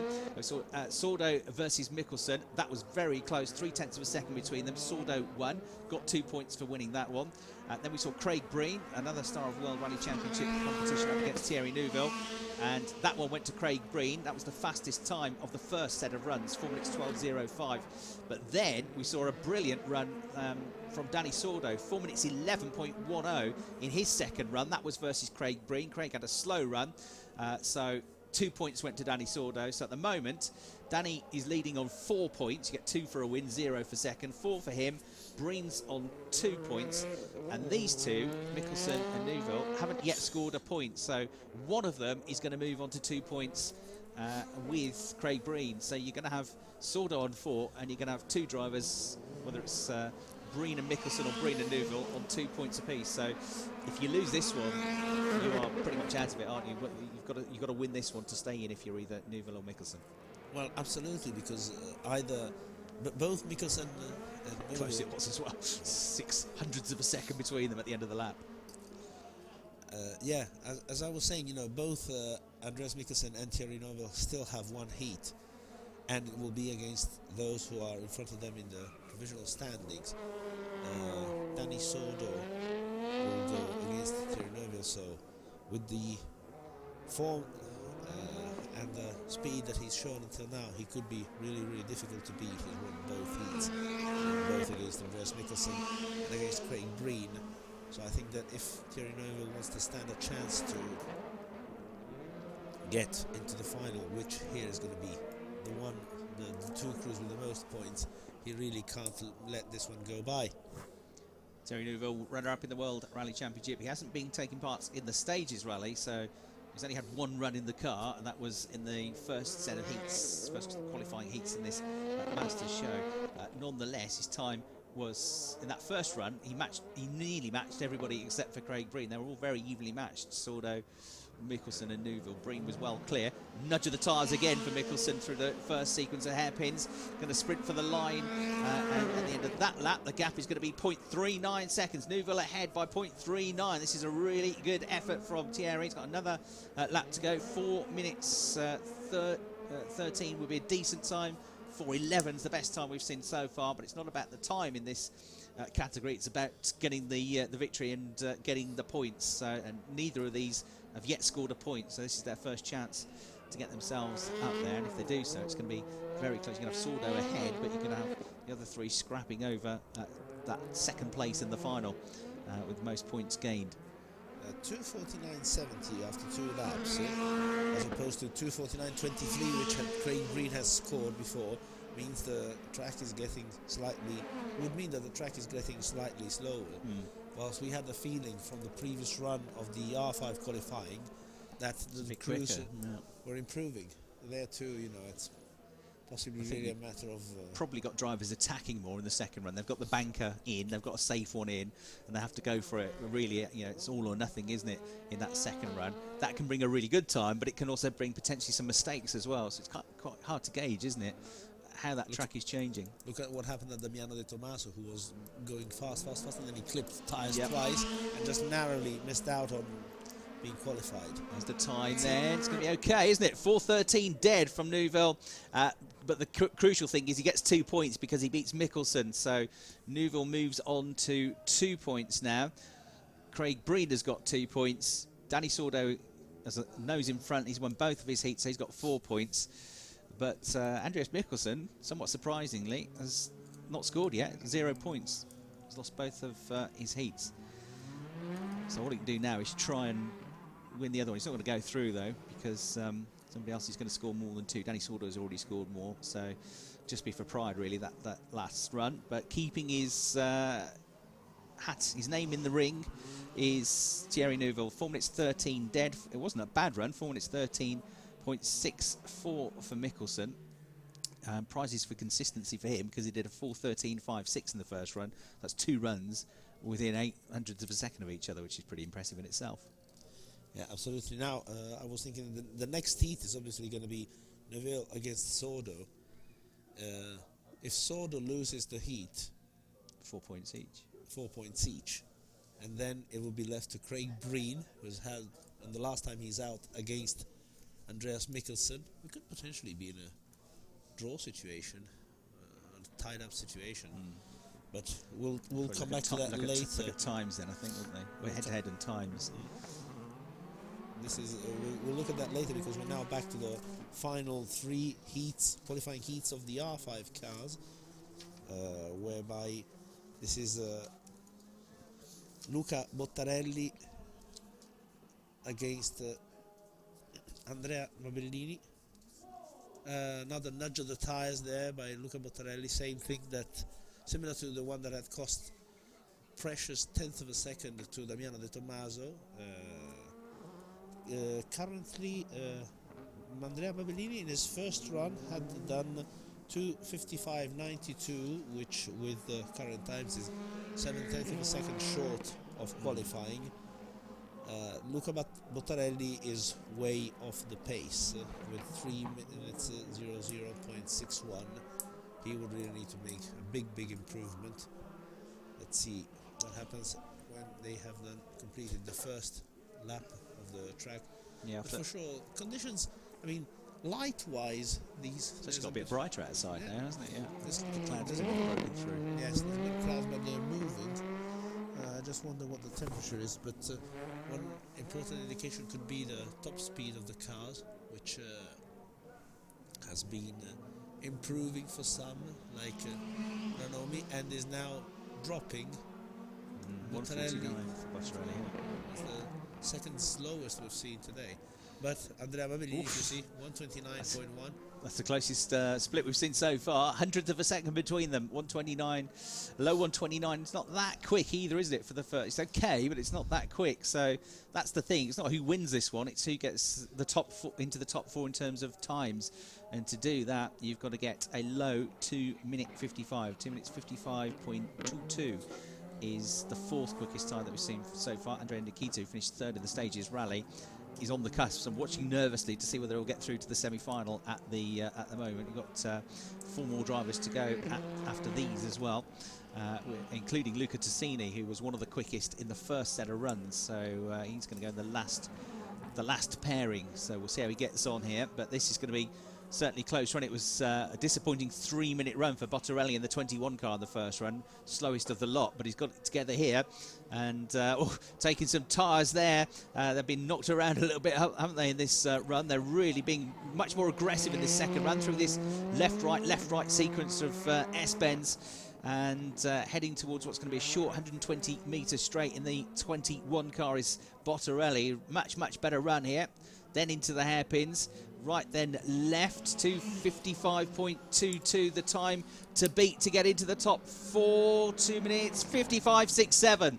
Just misses out by 0.4 of a second, and it was a low 2 minutes 56 as well for Mabellini, who's improved his time but misses out as well. So close, 0.4 of a second away. Much better run there to get across the line than in the first run, but ultimately, for now, Nikita hangs on to that top 4 spot. Yes, absolutely. I was noticing the nice aerial views from the drone at the 2 ends of the circuit, which only makes me regret a bit more when we don't have the full 360-degree circle. But on one side, I think it was a choice of the organisers, perhaps also not to stress too much of these machines. 2:56.26 for Bottarelli and 2:55.67 for Mabellini. So a big improvement by Luca Bottarelli, a big improvement, but still not enough to secure a place. Well, lots to do for the fans here, lots to see. We've got the Italian Air Force and some beautiful supercars on display as well. Fans get a chance to sit in there.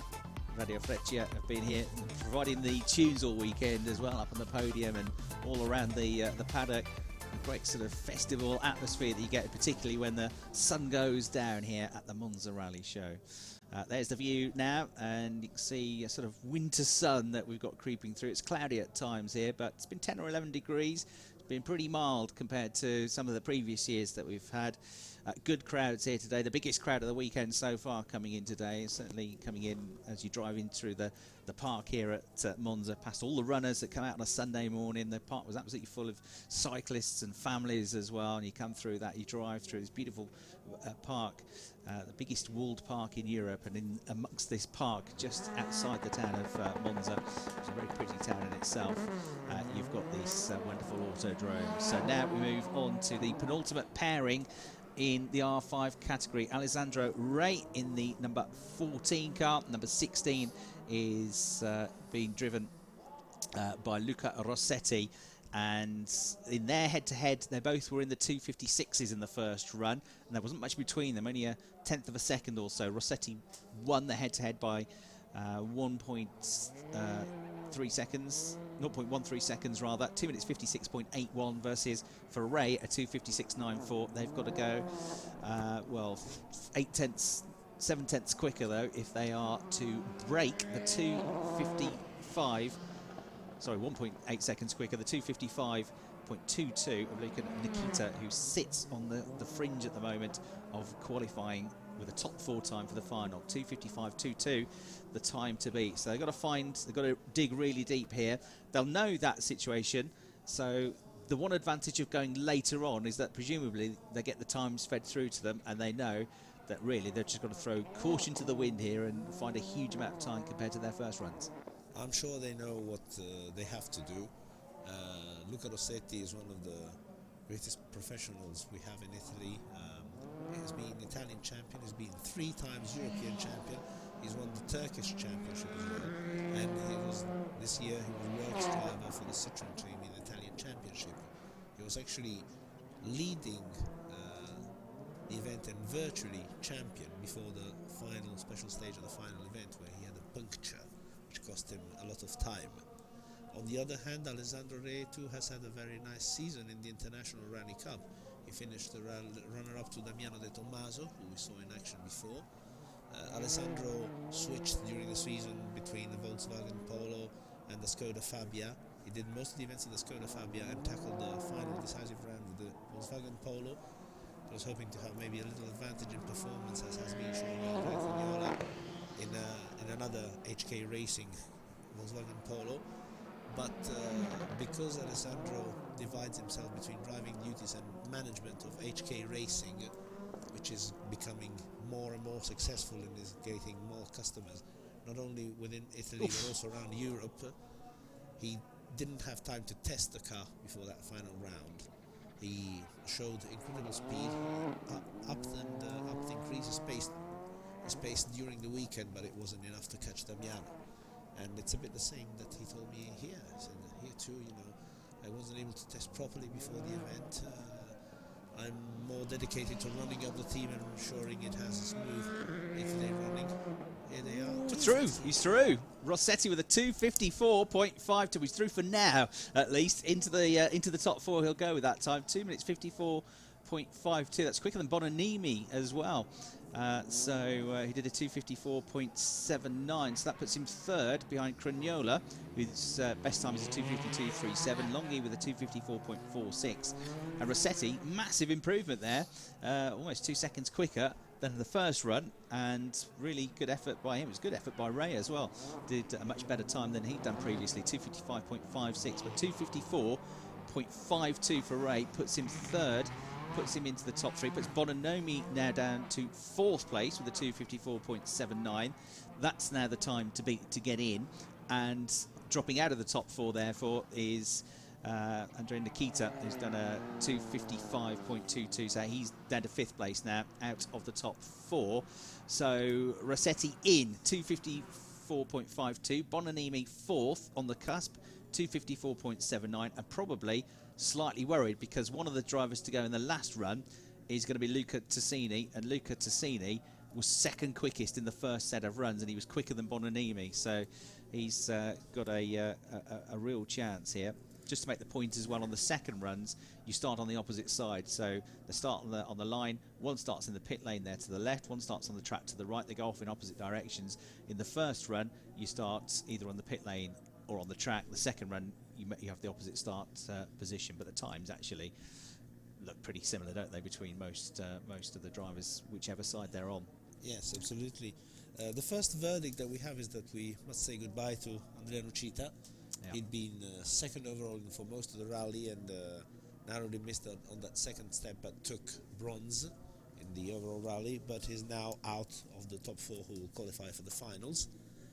And let's see now whether Luca Tosini and Matteo Beretta can up their game. Bear in mind that also Matteo Beretta in the first heat had done 2:56.1, which is 1.4 seconds adrift of the minimum time needed to qualify now. But if we judge it on Rossetti and Ray's pace, it would appear that these last rays of sunshine are allegedly warming up the track a bit more, and stage times are improving. So let's wait and see. They're ready to start in a matter of seconds, I think. Well, they both did well in the stages rally, which is why they've got to this point. And Matteo Beretta finished 8th as they get underway, and finishing 11th overall in the Monza Rally, coming into just before this event started, was Luca Tosini. So they were pretty evenly matched there. Luca Tosini just finishing ahead of Raffaele Marciello, who's been to this event a few times, former FIA European Formula 3 champion, who's back to get to Formula 1 at one point in his career. He's backed by Ferrari, by the Ferrari Driver Academy. Races in the Blancpain, got to GP2 as well, and was one of the front runners in that, up to 4th place in the championship before he then switched to sports car racing, and has had a good season this year in Blancpain, finished in the top 3 in the championship. So Marciello just missing out of top 10, and he was beaten just to 11th place by Luca Tosini. Beretta is in the number 34 Skoda Fabio. Watching him now, the turquoise and black coloured car. Beretta did a 2:56.17 in the first run, so got to find quite a bit of time here. He's got to find over a second, 1.3 seconds. 2:54.79, the time they've got to beat to get into the top 4.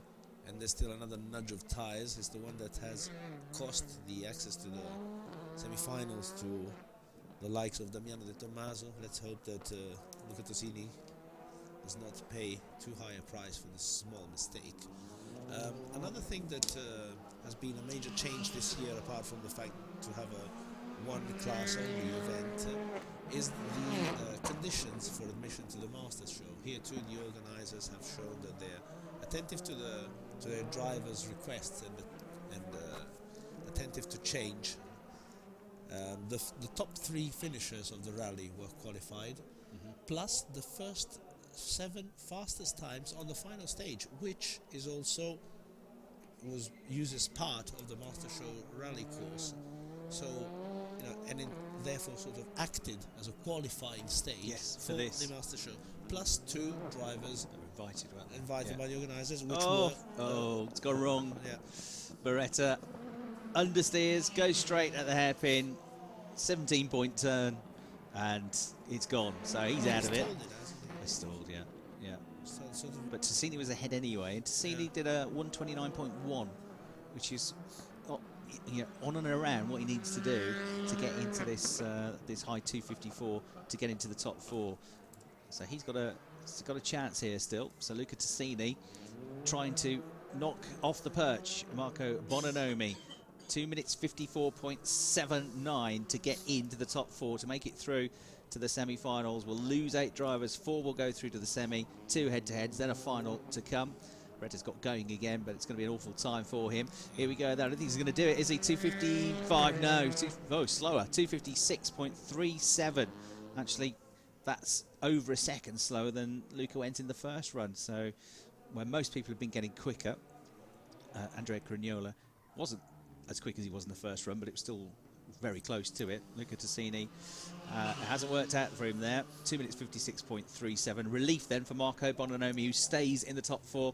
We'll see him in the semi-final, obviously with that stall and straight on into the tyres, 23 odd seconds down the road towards Beretta. So it's fastest 4 times. Andrea Cragnola will be through to the semi-finals. 2:52.37. That was from the first run. Piero Longhi, who he's had the 2 head-to-heads with, Piero in the VW Polo, 2:54.46, second fastest. That was from his second run.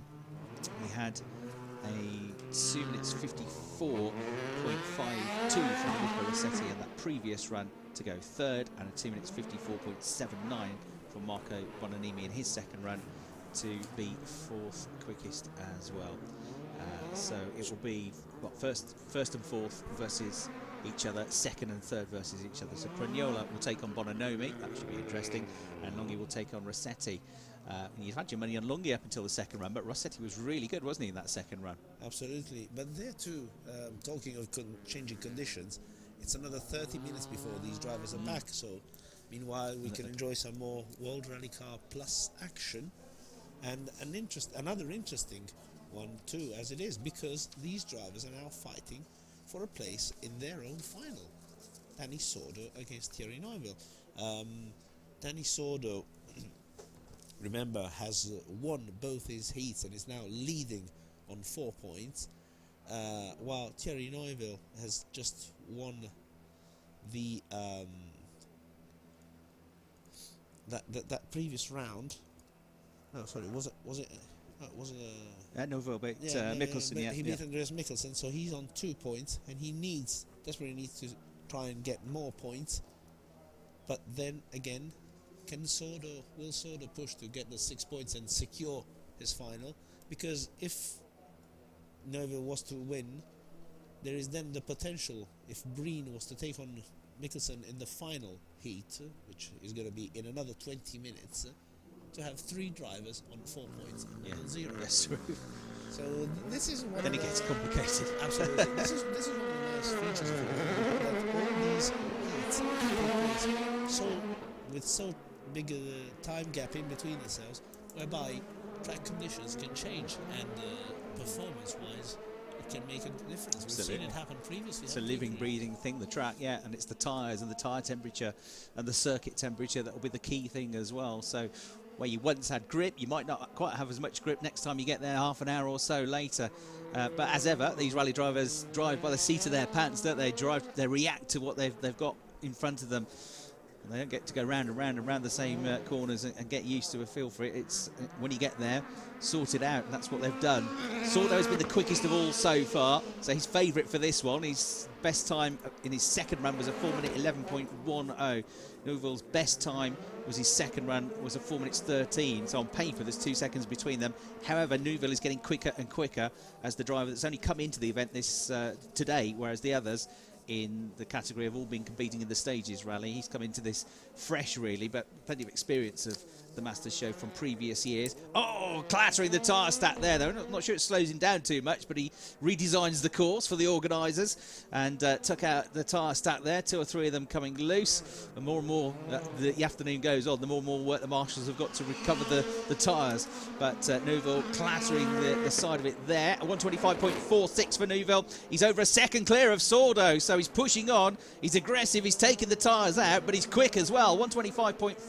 Sordo a second down, and Neuville on course to pick up another 2 points here. He lost his first heat. He won his second up against Mikkelsen, and he's winning this one. So he'll, as Gianluca said, he's going to move on as Sordo clips the tyres as well. He's going to move on to 4 points. He's going to match Dani Sordo at this stage. It could be those two through potentially to the finals. So you've got Mikkelsen and Breen to come, and Breen has got 2 points as well. So you can have 3 of them on 4 points apiece here. Or can Dani Sordo come back? A second is a lot to try and recoup, though, isn't it, on 1 lap here.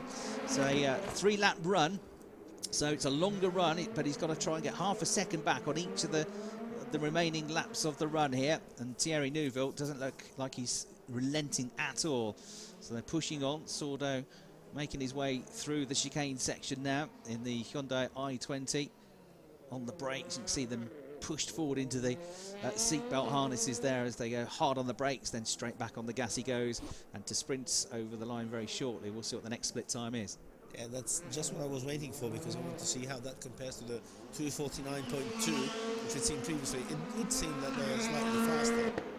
They are. 248.4, I think, is the fastest split on 2 laps that we've seen so far. Bear in mind that the fastest time in the R5 cars is Cragnola with 252.3, so they're getting faster and faster. Sordo almost matched him on that lap, though, so he was only 300 slower on lap 2, but he lost all the time in lap 1, didn't he? But Neuville's getting quicker and quicker and quicker and quicker, isn't he? And by the time he gets to the final, if he gets to the final, well, it will be a turnaround having lost his first heat. If he wins it, there's a long way to go before we get there. Dani Sordo probably, unless Neuville has a problem, probably not going to win this one, because making a second up over 2 laps was hard enough. Making a second up on the final laps, almost impossible.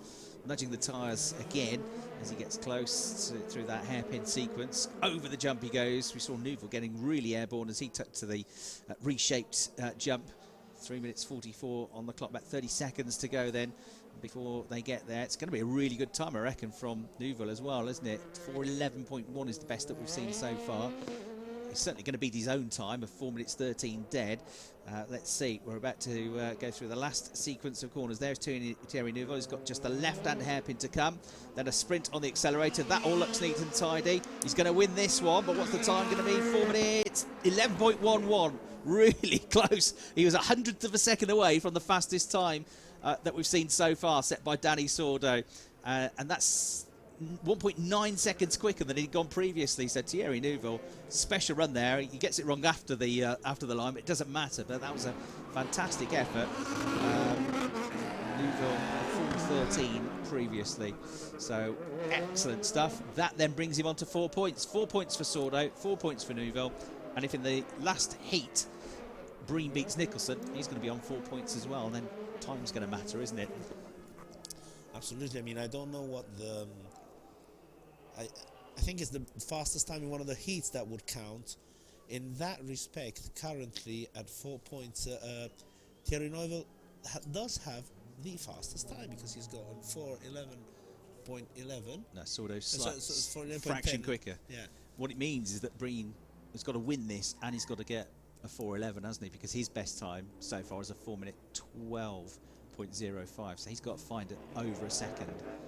He's got to get the points, and he's got to get a time which is in the top 2, which means he's got to get yeah, exactly, because they're so close.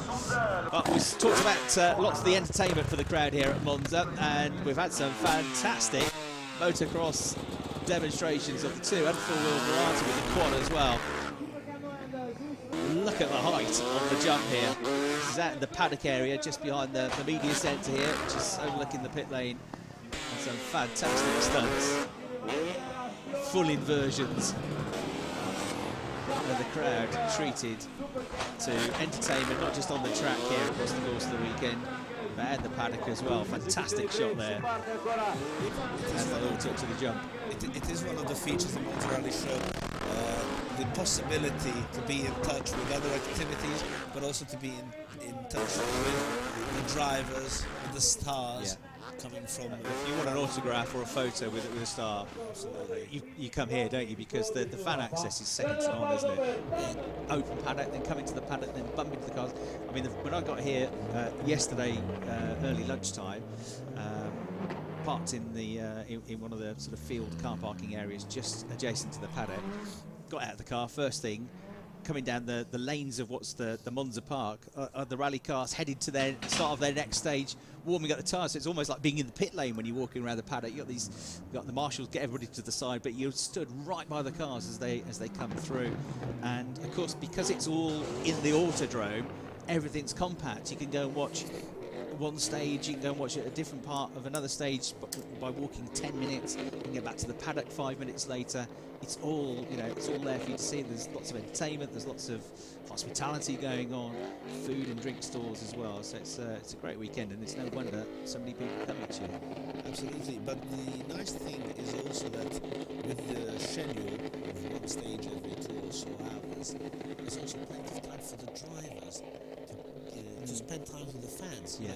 They have time to debrief, go through technical stuff with their teams, but they also have plenty of time for themselves and for the fans. It's a lot more relaxed atmosphere than it is in the World Rally Championship, and it really allows them. To enjoy themselves. It's really a 3-day long party. It's really a 3-day long party, which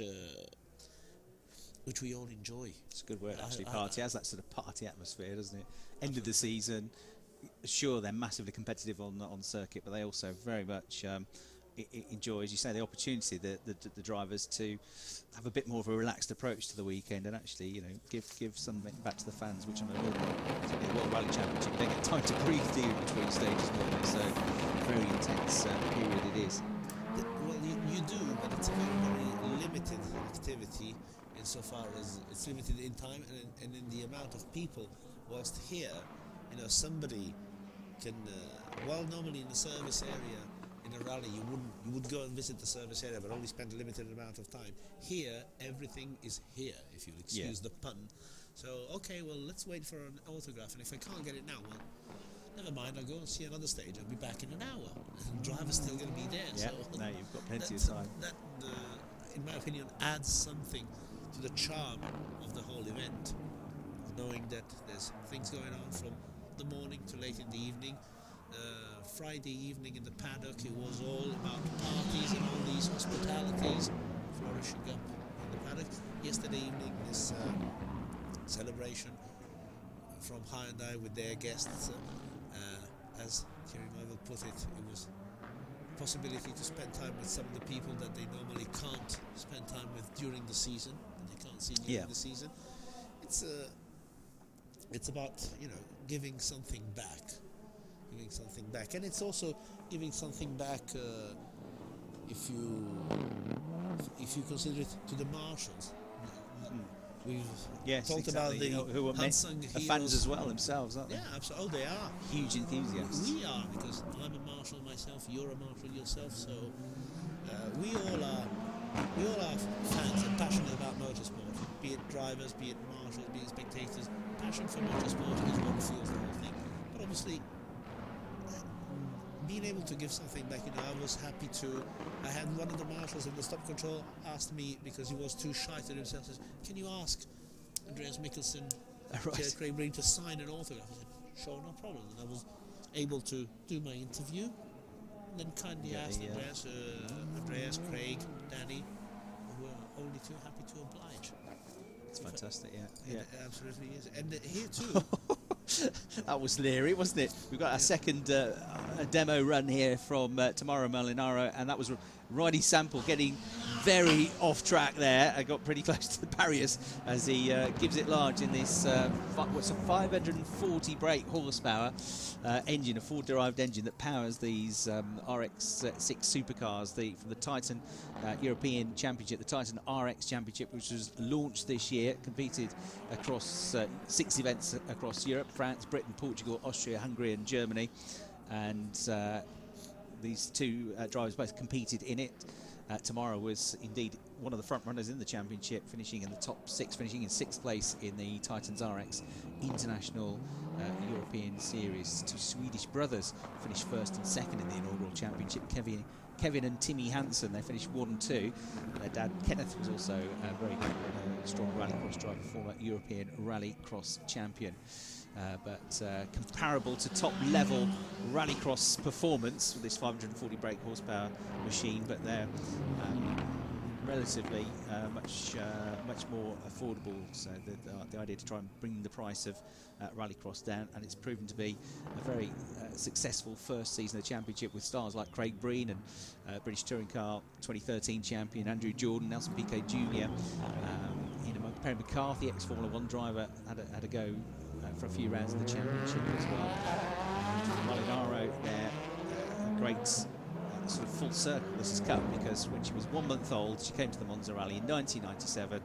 Obviously doesn't remember it, because I don't think she does, because she was 1 month old, but it was her first motorsport event here at the Monza Rally, and she's come back 22 years later as one of the key competitors in this championship to do some demos, and they're certainly entertaining us.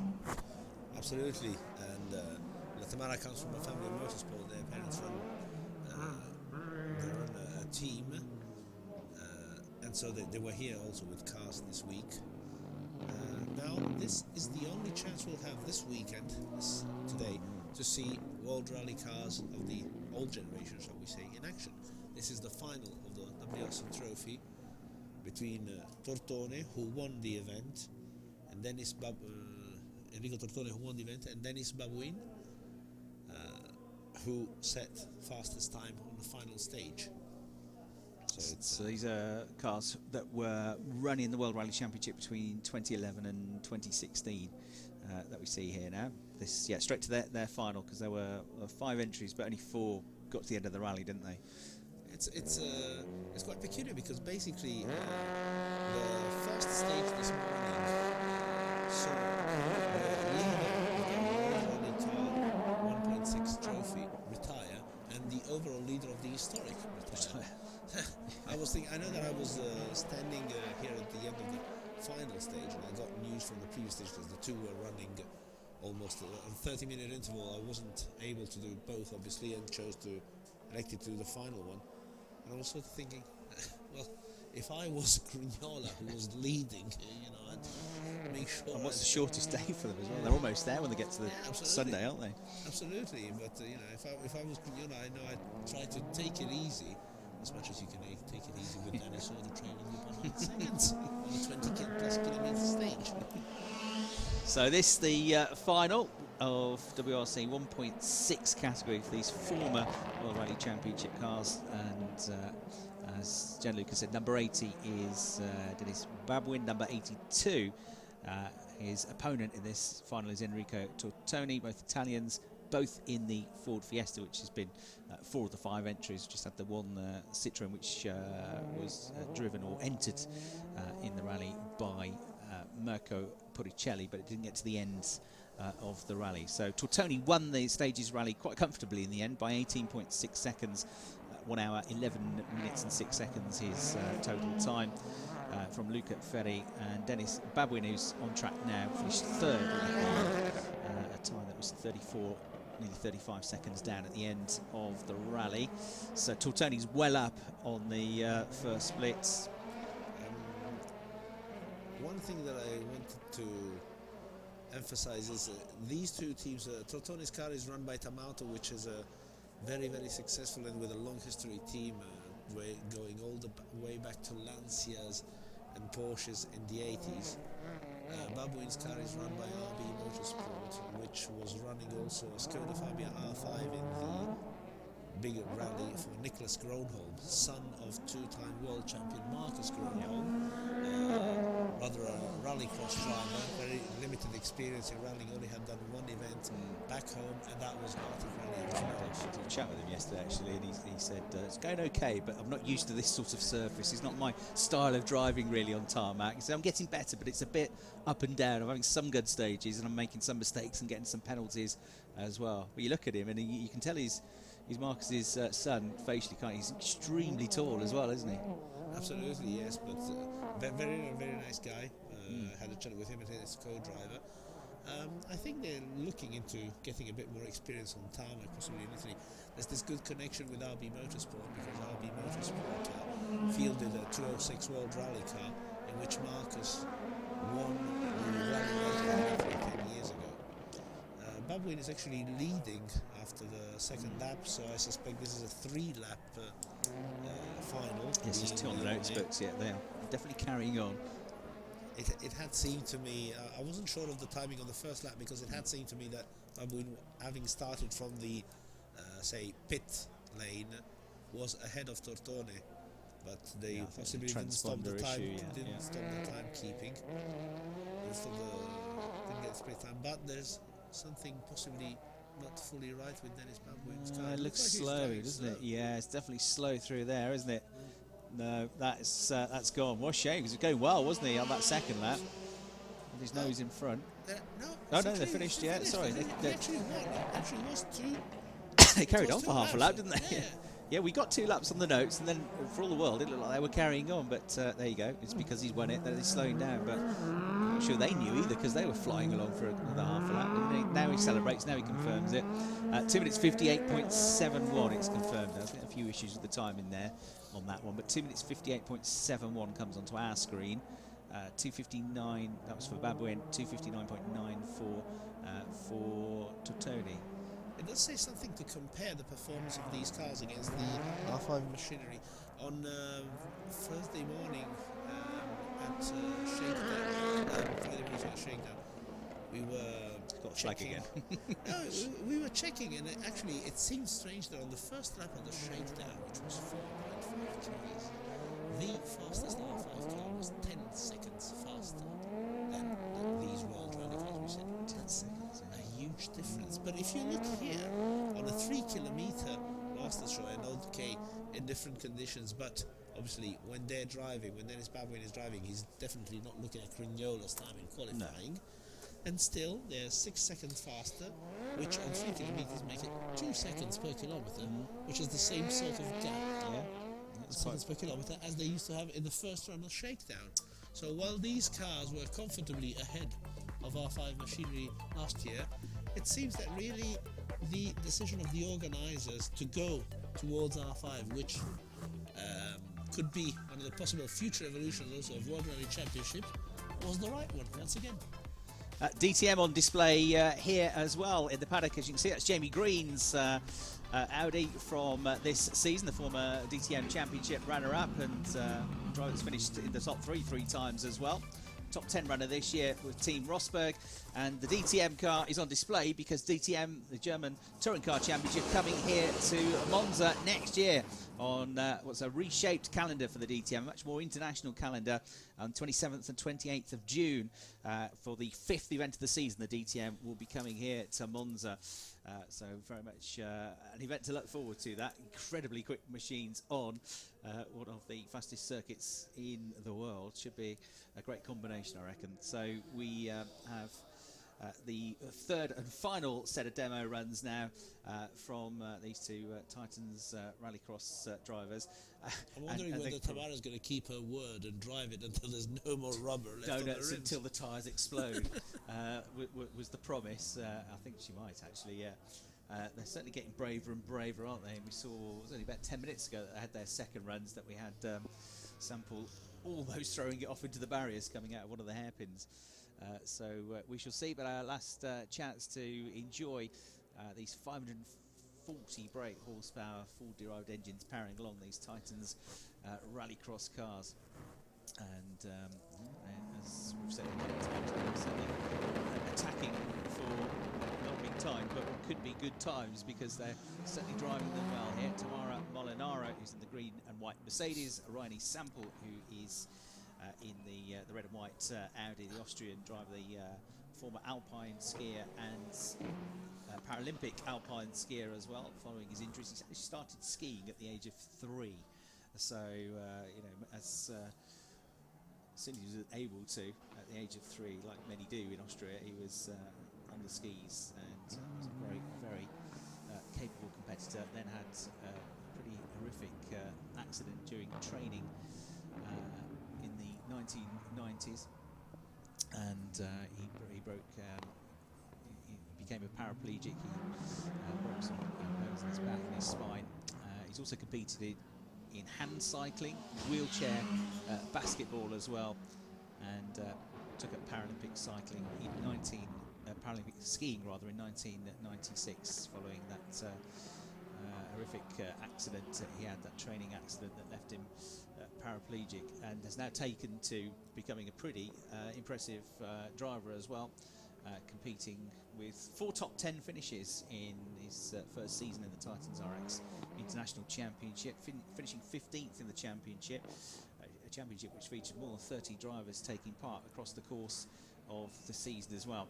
And Molinaro, said a few times, was up there, didn't quite get on the podium, 4th place finish being her best, but consistency got her in 6th place in the championship, 4th place coming in the final round in Hungary, which had 4 other top 6 finishes.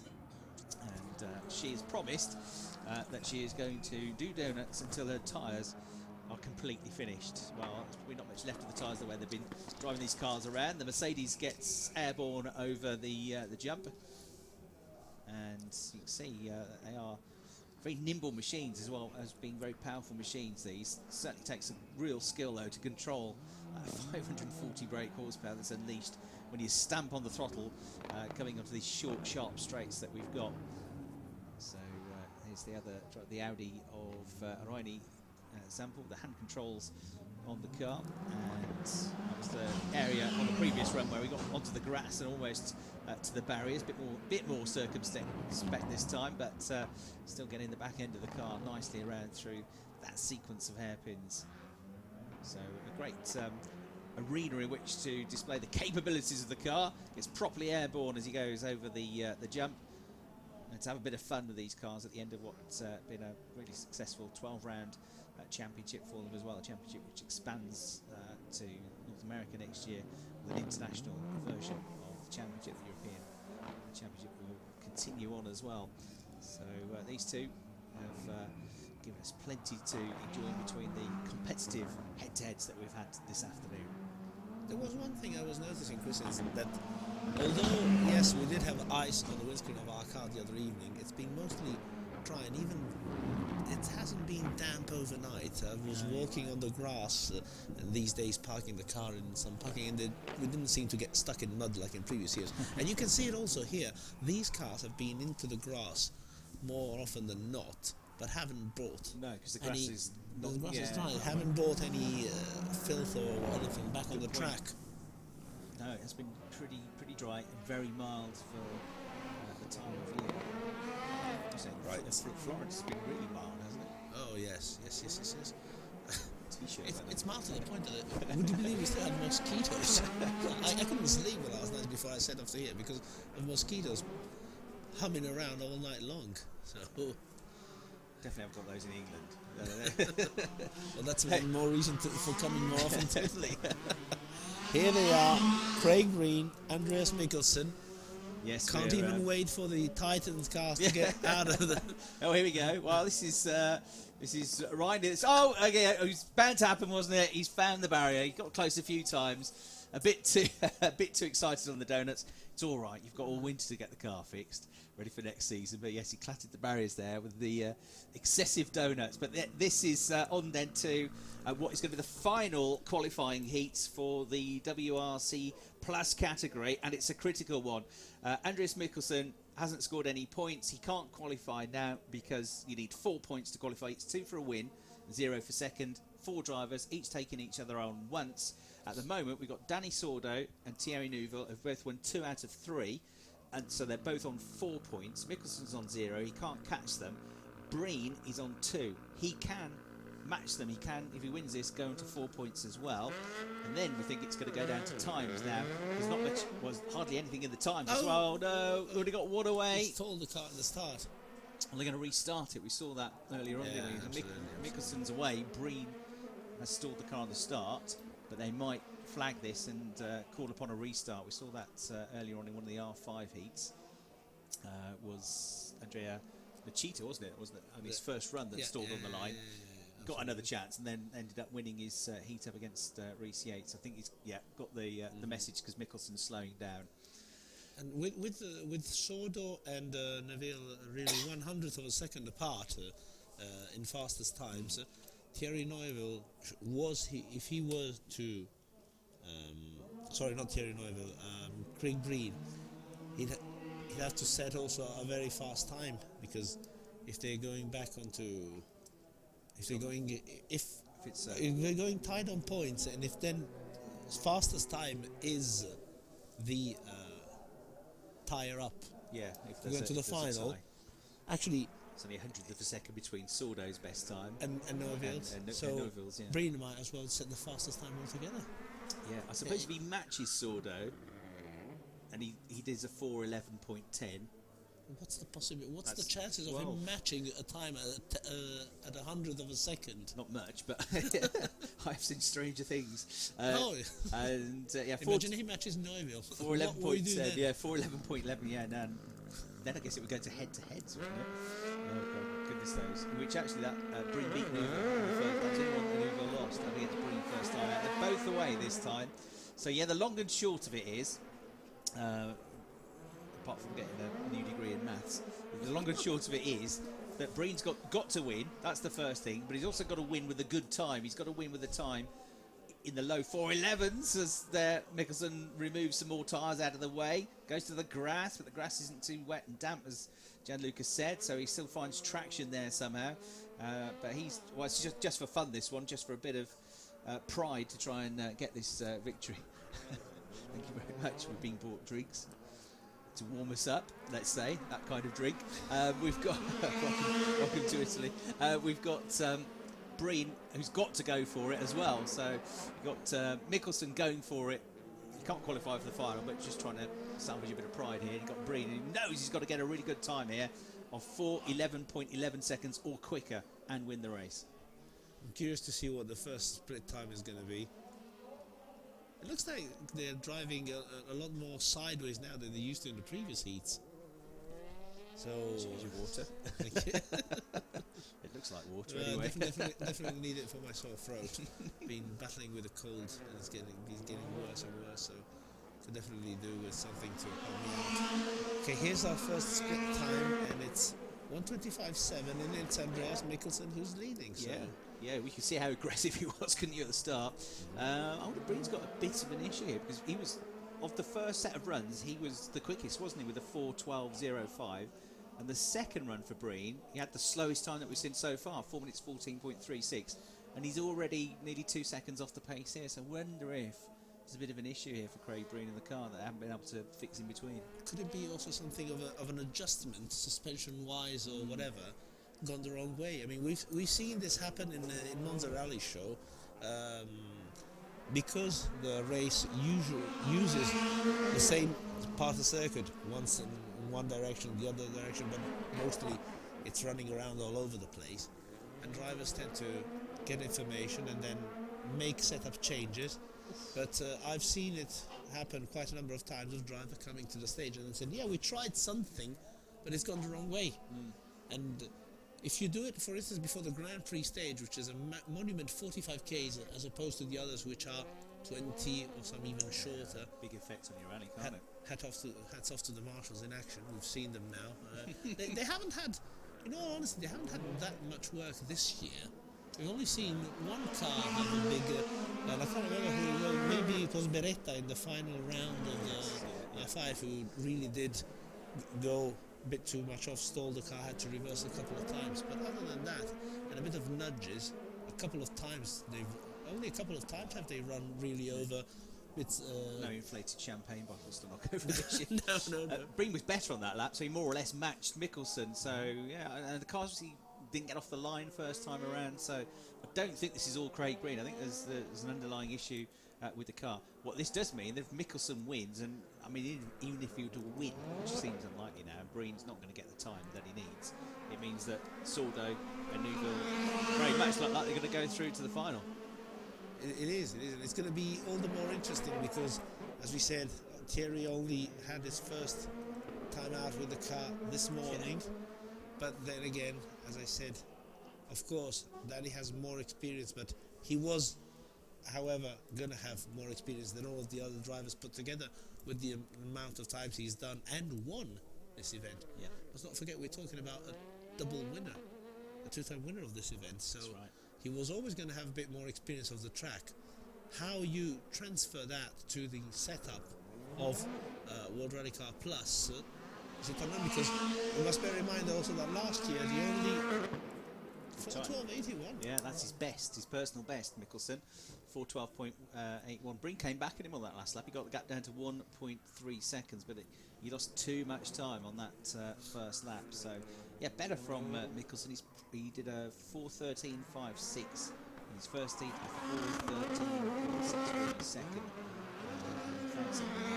It was just more aggressive, wasn't it? You could see the way he flung it around. The pressure was off. Yeah, another 4:14.11 from Breen, and it was what, it was 1.8 seconds, wasn't it, that he lost on the first lap. If you take the 1.8 seconds away, it would have been an all right time, 4:12. I still don't think he'd have got down to the 4:11s though.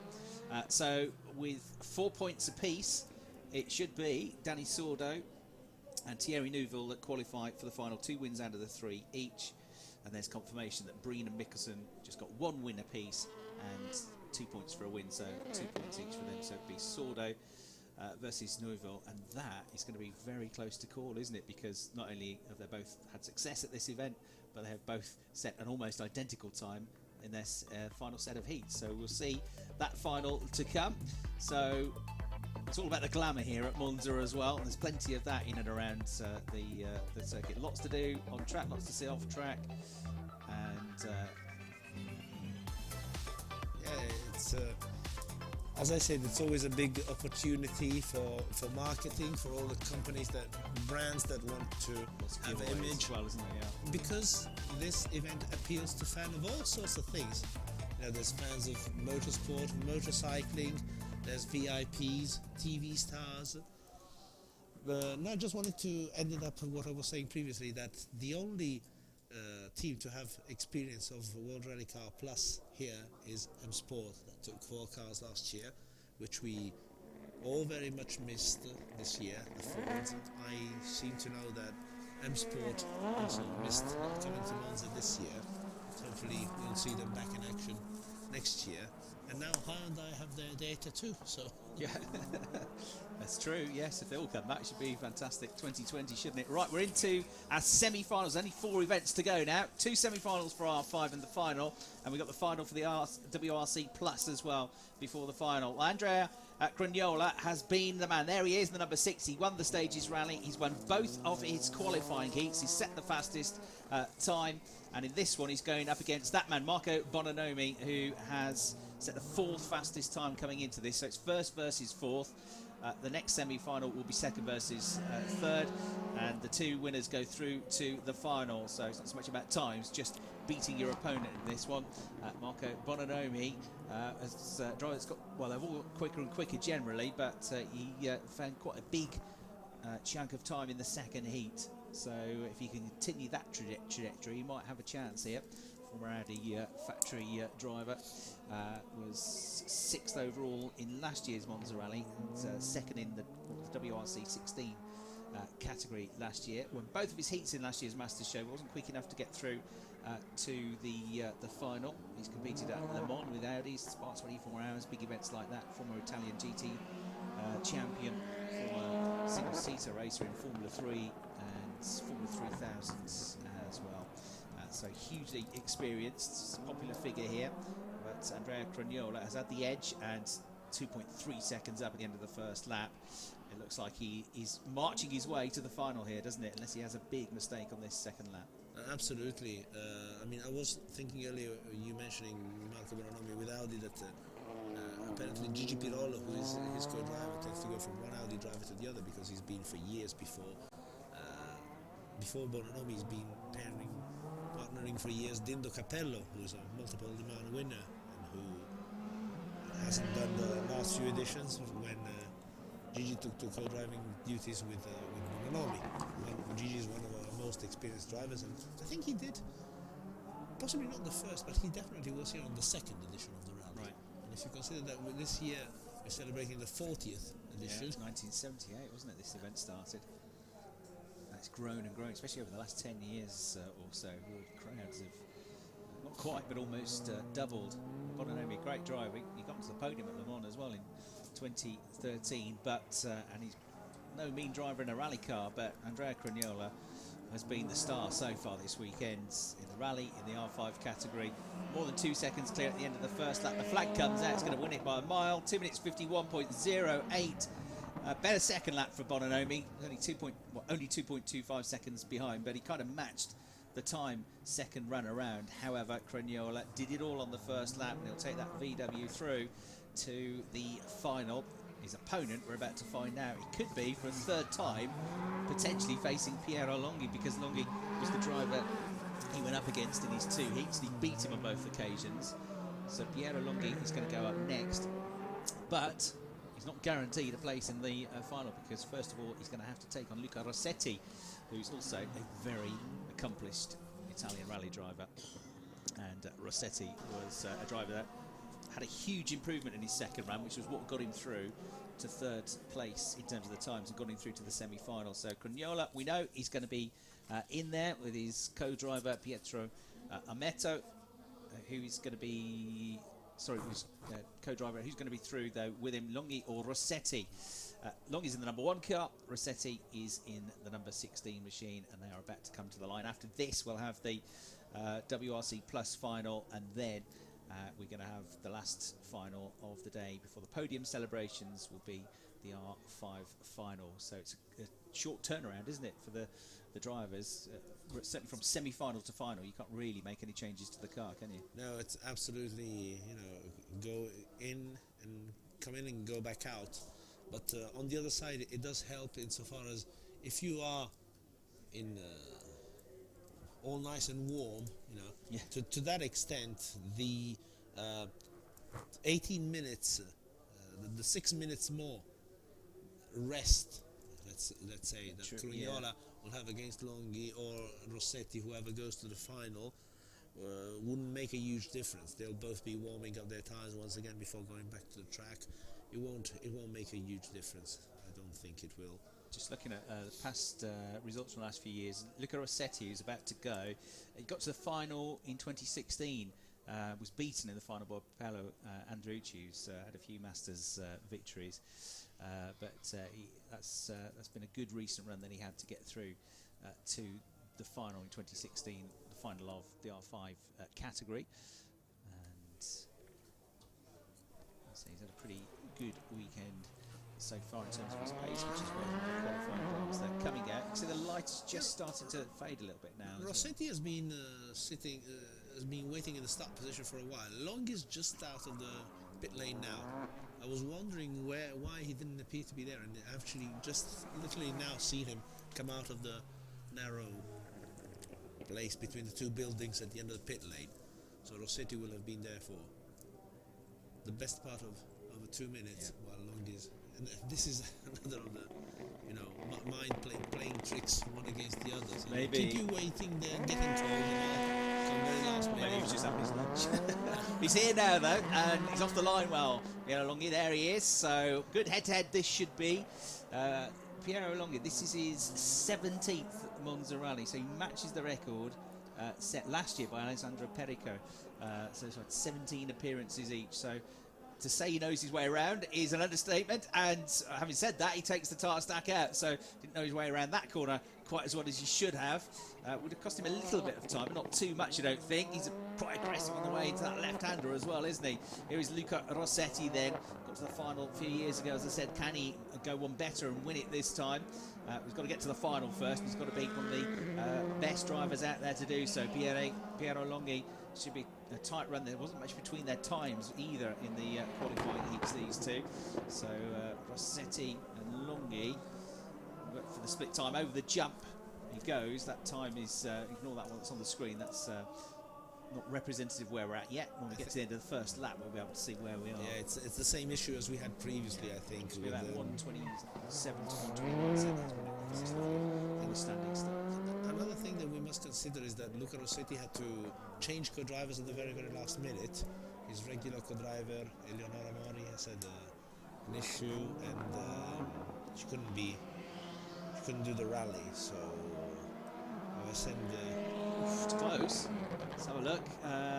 Again, that Longhi's transponder's not working. He's not that far behind, is he? So 128.5 more tyres removed.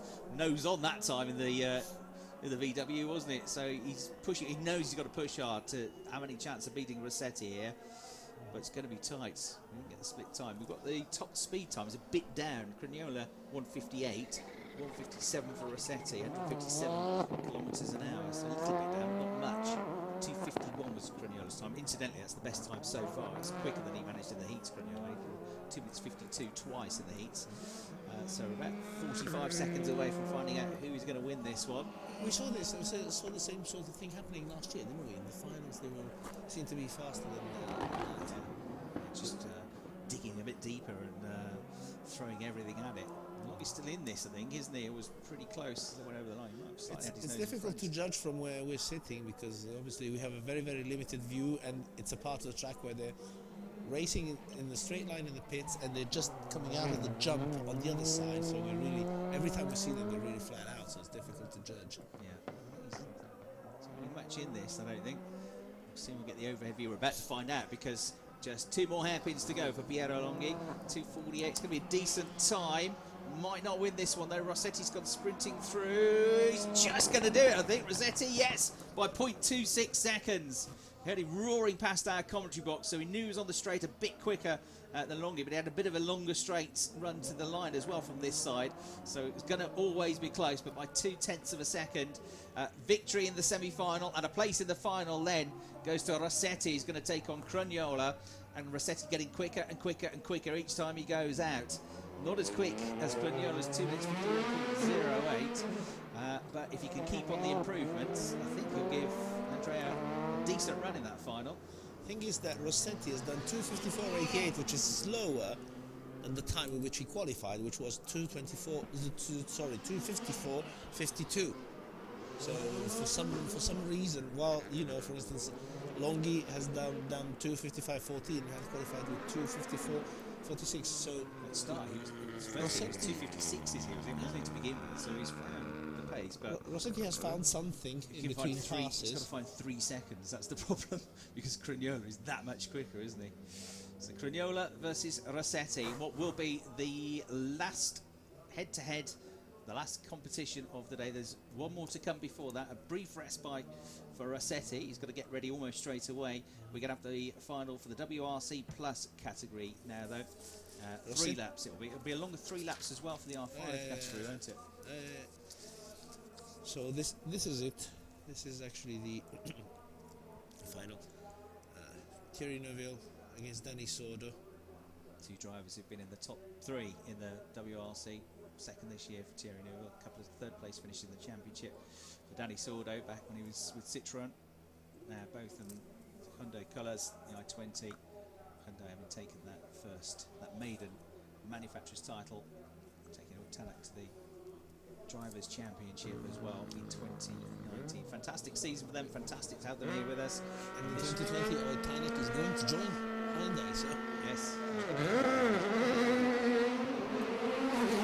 Right, off the line they go, Sordo and Neuville. And remember, in their previous run, there was only 1/100th of a second between them. Over the jump, there's going to be critical first lap. This is where lots of time it can be won or lost. We've seen it time and time again this afternoon. Somebody loses out on the first lap.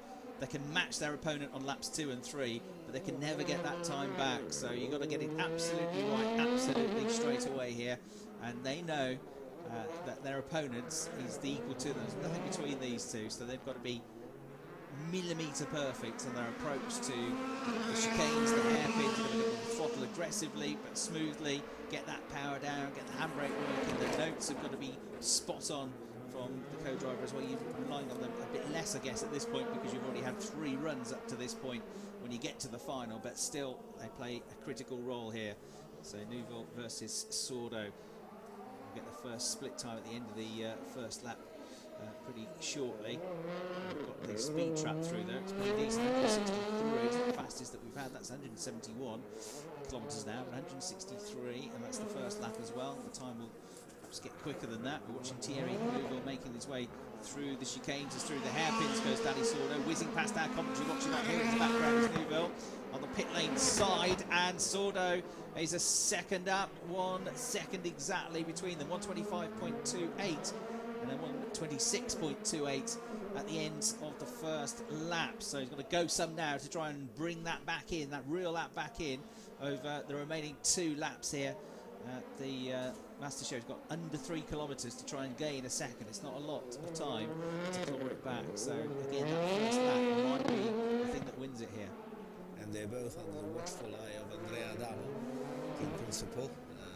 We can see him from our commentary box. It's the podium. Woolly hat on to keep the head warm. Which says something about maybe the temperature inside. Yeah. Doesn't have the protection of hair. I know how he feels. Hat's essential at this time of year. So watching on, yeah, and we'll take it to the grass there. But I say we can find traction on the grass this weekend because it's a great view, isn't it? Yeah, that drone shot, fantastic, isn't it? You can see the tyres are clipped out of the way. Oh, and how close was he to that tyre stack as well? Dani Sordo really pushing on here. Not much track, not much space left, is there? There's less than not much sometimes, isn't there, when he goes right by those tyres, Dani Sordo. 2:48.67 is, I think, the fastest intermediate for the second lap we've seen. Yeah. I could remember something in 2:39. So I haven't written them all down, to be honest. Gaps down though, 3/10, nearly 3/10 quicker on that second lap was Thierry Neuville. Even if he does that again, he's still going to be behind. But Dani Sordo's getting a bit ragged here, isn't he? We've seen more of him than Neuville in this run, but we've seen him taking out quite a few tyre stacks so far. It doesn't seem to affect his stage time, though. I mean, taken at the right angle in the right moment, apart from some bit of body work starting to flap around like I seem to see Thierry Neuville's front right wing. But other than that, it doesn't seem to make more of damage than that. It looked a lot worse, and it was more time consuming with the R5 cars. But that's just the point of these cars having a lot less power and a lot less possibility to recover from a mistake. Sordo's matched the best top speed now with 172 kilometres an hour. It's pretty impressive to get to that speed in such a short sprint, isn't it? Only a couple of 100 metres when they get to the timing run coming out of the previous corner. Sordo then into the final set of hairpins. His gap was down. He was 7/10 clear. Sprinting for the line is Thierry Neuville through the pit lane, but he's going to close the gap, but not by enough. 4:11.36. Third fastest time of the day. Second time he's been in the 4:11s. And Dani Sordo wins the WRC Plus final here at the Monza Masters Show. 0.82 seconds behind in the end was Thierry Neuville. Still a good effort that. And Thierry, quite as quick as he went in that second run. But it was the first lap that let him down. He lost a second there. He was quicker on lap 2. He was a tenth slower on lap 3. It was all 1 second that he lost in the first lap. Now, end of the season, job done. Tyres can be lit up here. Inter-team battle between these two. Kind of a bit of fun for them at the end of the season, but you've got to make it when you're up against a fellow WRC competitor in the same car. You've got to make a point, haven't you, and show who's going to win. And somewhere in amongst the tyre smoke is a victorious Dani Sordo. Yeah, absolutely. I mean, Dani was quite upset yesterday evening when on the final stage, which was a short stage, because of a small issue with his car, he lost 5.6 seconds and the chance to play the win. He was trailing Quignola by somewhere in the region of 4 seconds, 5 seconds until then, and that gap doubled in just that one last short stage, literally just under 22 kilometers left to run.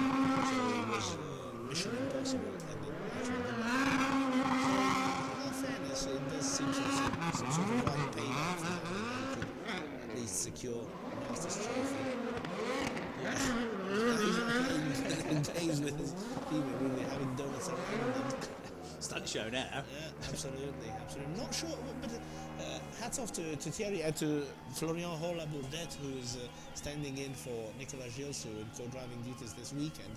Actually, he stayed very calm, remained very calm next to the car, and this is one of the nicest shots that we can see. I've seen it happen. There, I've seen it happen often this weekend at the end of the rally, where winners went to congratulate. Second runners up went to congratulate the winners, hugging themselves. And it's been a nice sporting battle, but the battle must remain confined to special stages.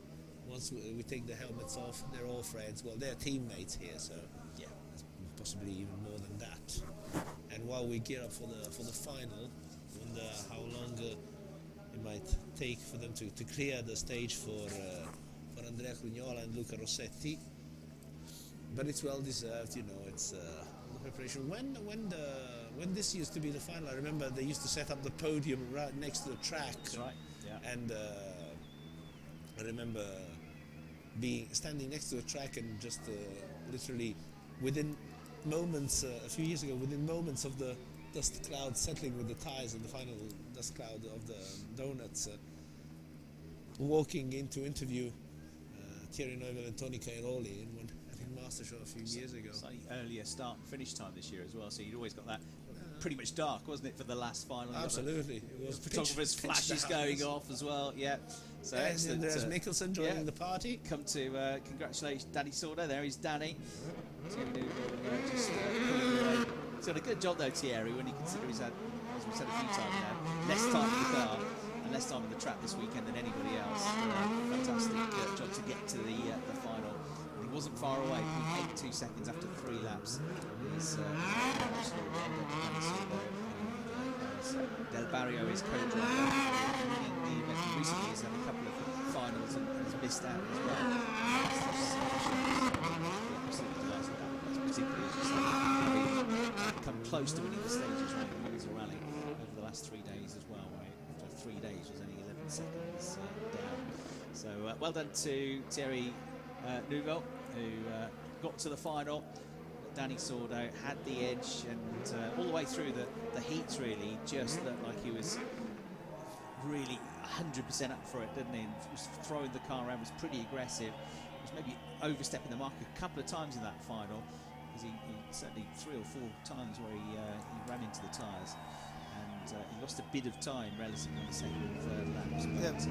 But as we said, you know, it didn't affect his final time that much. So there too, but there too is what I was saying before. It's experience. Experience also means knowing where and how to hit the cars, where you can do it and sort of get away with it. You know, real opportunity to see where you are in relation to your competitor. You know, in that really every time you It's like Andreas Mikkelsen climbing in next to him, is he? It's like free ride, is it? The previous winner 2 years ago. No, it's Carlos. It's Carlos.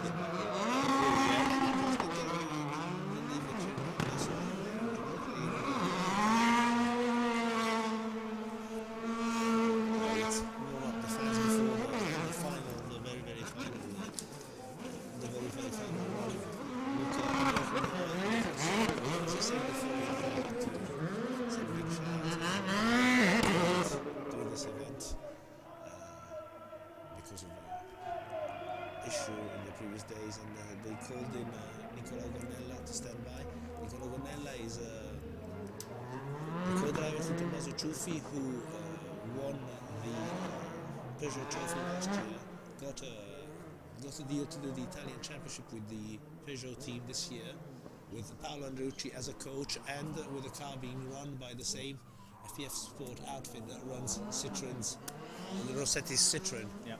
So they have been sharing service area all year long, and Nicola was telling me that he was sort of literally next to boarding a flight to Paris, where the Peugeot prize giving. See, that's Andreas getting a lift. Yeah, there you go. They used to do that with circuit racing. I'm not sure I want to do that with a rally car. I've seen it happen with more than one driver in Formula One, but see, this is the 3 in a car. Never seen that before. And Andreas Mikkelsen demonstrating that it's possible also with a rally car. With a roof vent. Don't slam the brakes on there, Danny. Whatever you do. No, he's not. No, he's out of the car. He's out of the car as well. And the roof vent is also handy to hang on. Well, fair play to Hyundai and the drivers for coming here and bringing the car and the drivers to the fan centre this weekend. I think we really must say a big thank you to Hyundai. They threw a party. They brought the drivers. They brought the cars. They were here. They are here. All of them are apart.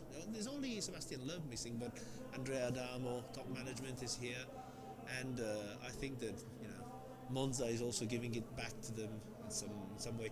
Remember, they launched this very car, the Hyundai, the i20 MG i20 was showcased here 2 years ago. The presentation of the new car with the new WRC Plus regulations was done here in Monza.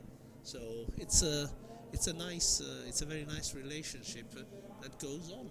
And as you say, fantastic. Yeah, we won the manufacturer's title for Adama. A great first season in the job. It's also been head of the R5 project as well for Hyundai. Continues to look after that. And then they've got the drivers' world champion switching to their team next year, Roy Tanak, the very, very rapid Estonian. So it looks like they're going to continue their great form into 2020. We shall see. That would be a great WRC season to come, I reckon, next year. But this is our final of the day, and it's the R5 category.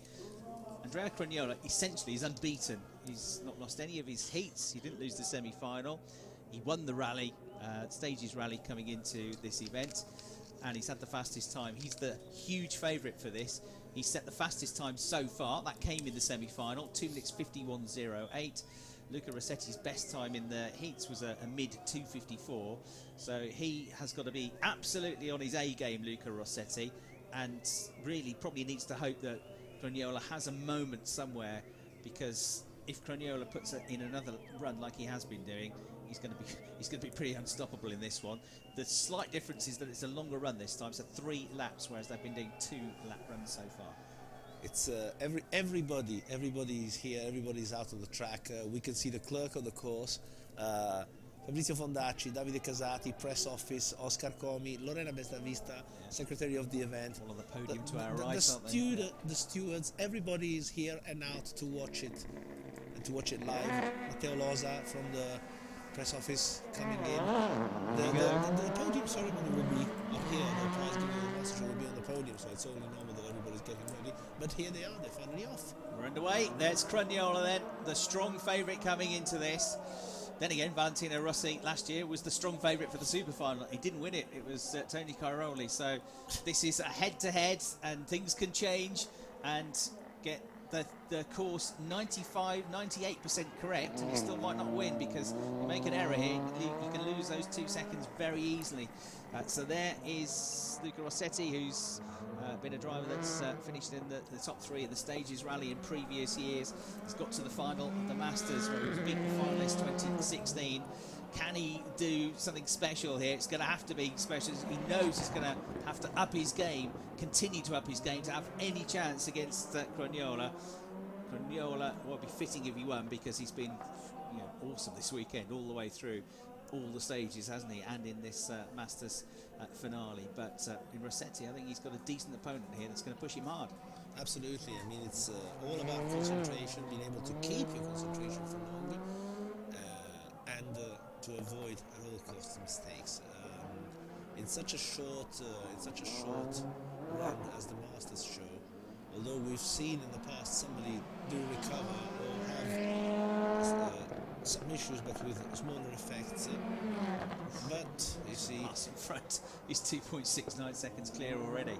Now, Rossetti, if we've seen the pattern, is that he might be able to sort of match his times now, but he's just lost too much time off the line. It's off on that first lap. It's just getting down to pace straight away that Cragnola has been the master of so far, hasn't he? He's straight on it, and that's what you need to do. Yeah, the thing is, with such a short distance, even if you were able to get information on how your opponent is doing, which I very much doubt, there's not really anything to. There's not really a case of backing off because I've got 1.2 seconds. Let's just try and manage the gap. It's really a case of flat out all the time, both of them, and whereby Cragnola lost his touched those wheels, didn't seem to lose too much time. Rossetti's giving it all he's got. Look, even his third brake light has fallen out. It's just being held by the cable. So really, driving that car. End of season type drive, this, isn't it? Yeah. And sparks were flying as he took the jump. That's for sure. We saw Cragnola nudge the chart tyres. Though Rossetti's actually got the faster top speed, for what it's worth, in a straight line at least, which means he's getting some of the course absolutely right, isn't he? And it's looking like a decent run. It's just that Cragnola is that much quicker than everybody else as he's been all the way through. 2 minutes 51.07. That is a hundredth quicker than his previous best over 2 laps, which was a 2:51.08. So he's going even quicker in the final. As long as he can hold it together for the third lap, he should be a victory, because he's now 3.7 seconds clear after 2 laps. So a better lap comparatively for Rossetti, but he still lost time. Yeah, but I mean, Rossetti, I think, is also faster, if I've done the maths right. Rossetti is also faster than he was in the previous heat. Yeah. But we must bear in mind that was 4.8 seconds adrift of Cragnola. Sorry, 3.8 seconds adrift of Cragnola. So it was anything below that would still be a bonus in the final. Yeah, but he can get himself in a 2:53. I think he'd be pretty pleased with what he's done, won't he? But there you go. There's that top tail light, brake light dangling by a thread. Luca Rossetti giving it beans again as he goes over the jump one more time. We're in though to the final 30 seconds again. Tyre snap removed by Luca Rossetti. No fault for the effort that he's putting in here. Into this wide arcing left-hand hairpin he goes, the widest of the hairpins. There we see Andrea Cragnola though, who's just about to negotiate the final 2 hairpins. Right, then left, then on the accelerator for the line. It will be a victory here at the Masters Show for Andrea Cragnola. He takes the victory by a huge amount, 4 minutes 16.09 his time. He's nearly 5 seconds clear of Luca Rossetti, the beaten finalist. Andrea Cragnola finishes what has been the perfect weekend here at Monza for him. Absolutely. It has happened a number of times that the winner of the rally has also secured the Masters Show, but for sure for Andrea Cragnola to do it this year is some payback for, as I said, an excellent season in the Italian Championship, the title of Italian Rally Tarmac Champion, and he's also kept his word insofar as when I was interviewing him at the end of the very last stage, he said, yes, it's a perfect 10, a very nice season, but there's still the Master Show, and I want to win that one too. Yeah. And he has done it. Hats off to Andrea Cragnola and his co-driver for this event, Marco Bergonzi. Yeah.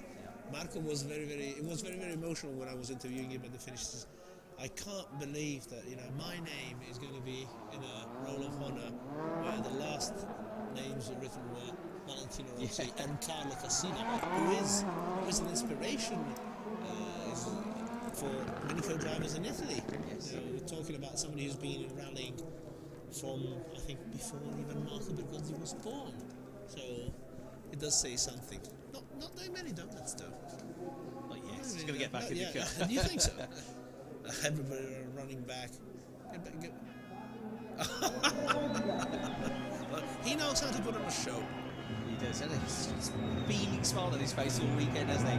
Great glasses, great glasses. Was he wearing those on stage though? Was he wearing them when he was driving? That's the question. I'd have to check the onboard, but I sort of suspect. I mean, no one knew he was quick. He got double vision there, hasn't he? You see the corners half an hour before he got to them. Yeah. We'll stock of those and offer them on to the drivers next year. Could work well. I'll try to have a word with Andrea when he comes to the podium. I'll have to do interviews later on. Marshall's getting a look in there as well. There might be some donuts now, I reckon. I think he's being told to move the car close to the Parc Ferme because obviously with the prize giving happening on the F1 podium, which is right next to our commentary box, the best way to get here is to drive the car to Parc Ferme. But no, the crews are walking. We can see them under our commentary box. They're actually walking on the track. So the power, I think that, there it is. There is the podium. Is actually the other one. It's not the same one that has been used for the prize giving of the Monza Rally Show, but the Master Show podium is going to be where the jump is. But it's not really on the ground level because they're using the jump. It looks like they're using the jump, but they're putting the car on the jump as if it was a rally podium. They put it just next to the podium. They might put Rossetti on the other side. Steals the show. Got it all. He's trying to keep his balance and his glasses at the same time. That's the hardest thing he's done. Could prove one of the hardest. Yes. Could prove one of the hardest. Wow. And there it is. Star he's been, hasn't he? Driver and co-driver. Michael Bergonzi was normally with other people. And there they go. That's what I was saying.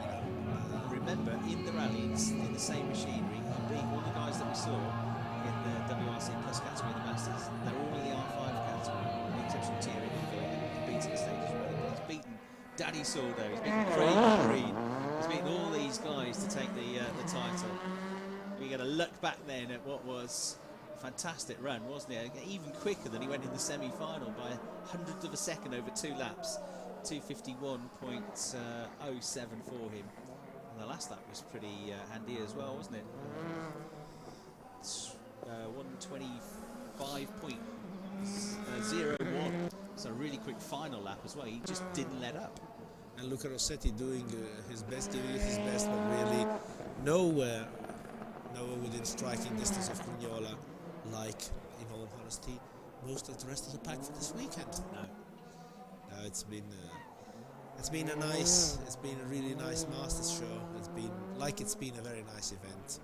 We haven't, thanks also to Hyundai, we've had World Rally cars, the Plus spec, with the good hope of seeing the likes of M Sport back next year. Maybe some more others to join in. I think the future for rallying and for Monza Rally Show and the Masters Show is bright. Anyway, we've had if this edition is anything to go by, with the glorious weather we've had, all the fans packing up, and we can see them getting ready for the podium. If this is anything to go by, well, it's been really a successful edition, and here's to more in the future. Absolutely right, and a well-deserving victor in Andrea Grignola, co-driver Marco Fagonzi. They'll be making their way to the podium very shortly. The champagne, the trophies, the Marco Sincelli trophy. It's the big trophy. Great star. The chance that we all know he would have got to shine, because Sincelli used to ride just a champion one day, sadly.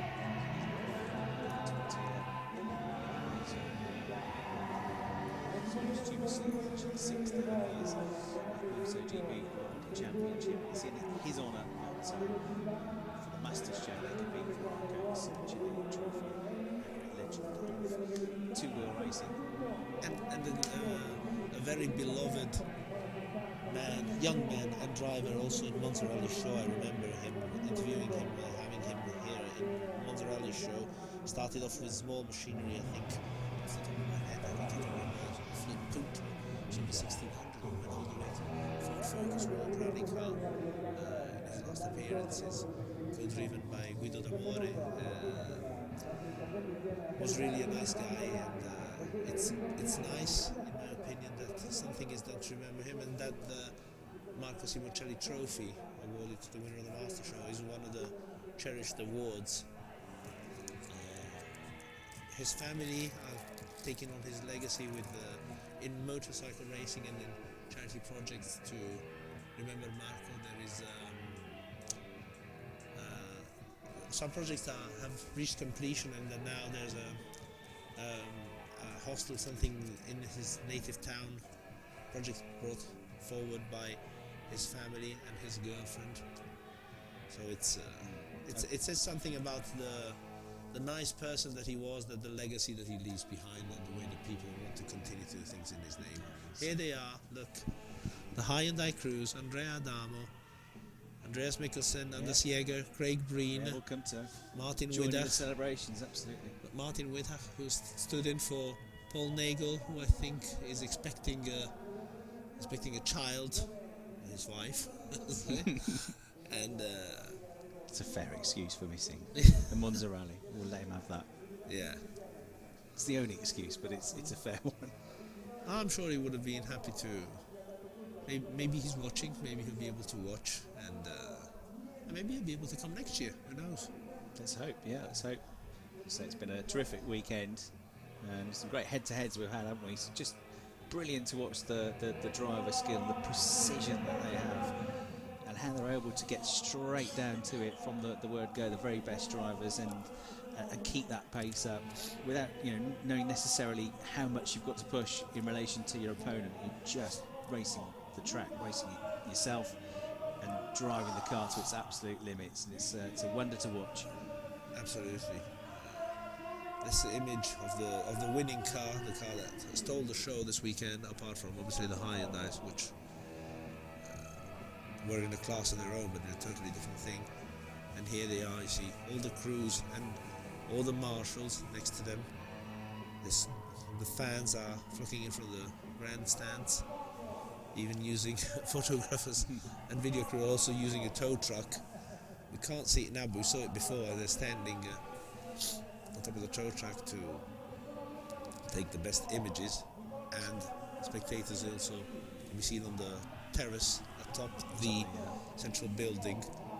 seen some key moments this year for the VW Polo. We had Petter Solberg getting his R5 class win in Wales Rally GB's last ever WRC appearance, absolutely romping the category and finishing well up in the top 10 overall in the VW Polo. The driver took the VW Polo to its competitive debut a few years earlier, and here it is as a winning car in the Monza Rally, the Masters show here, 2019. It's also won events, including in the European Championship, driven by Petter's son, Oliver. Yes. Yeah. If you remember pictures of when Petter took the title in GB, and with a small Oliver standing next to him, and now to think that it was very, very emotional, this Wales GB, with Petter coming the class win at the end, having done the event together with his son, the same team with his son. Yeah, it was really special, something wasn't it? Yeah, and great speech he gave on the podium at the end as well. Now is the time, though, this man, Andrea Cragnola, and his co-driver Marco Bagonzi lift the championship trophy. Well done as well to the runners-up, Luca Rossetti, and to his co-driver. Nicolò Gonella standing by once again for Leonardo Mori. That's it. Champagne time. He's going to win this one as well, I think. Yep. He was fastest. Yep. He was fastest there too. Hasn't let anything go by. There's the right speech. He's lost the glasses though, or he's given them away. So there he is, to the right to be picture, the winner. It is. It's been Rossetti and Cragnola have been fighting also throughout the season in the Italian Championship, so there's a huge amount of respect between them. This is some of the images of the Masters show. Piero Longhi, Andrea Nucita, some of the. Should be Rishi Yates, Katie Munnings, Andrea Nucita once again. It's a Hyundai festival, but with Skodas and the Volkswagen that came up on top. It was an interesting trophy by Hyundai, which attracted quite a number of drivers, and thanks once again to Hyundai, also brought the WRC Plus cars. Yeah, brilliant. Yeah, give us a chance to see them for the fans, wasn't it? In action. Absolutely. From last year, the first appearance of the Fords was something that everybody was waiting for. You know, Monza has always been at the forefront of bringing motorsport and the finest drivers and the finest cars at the action.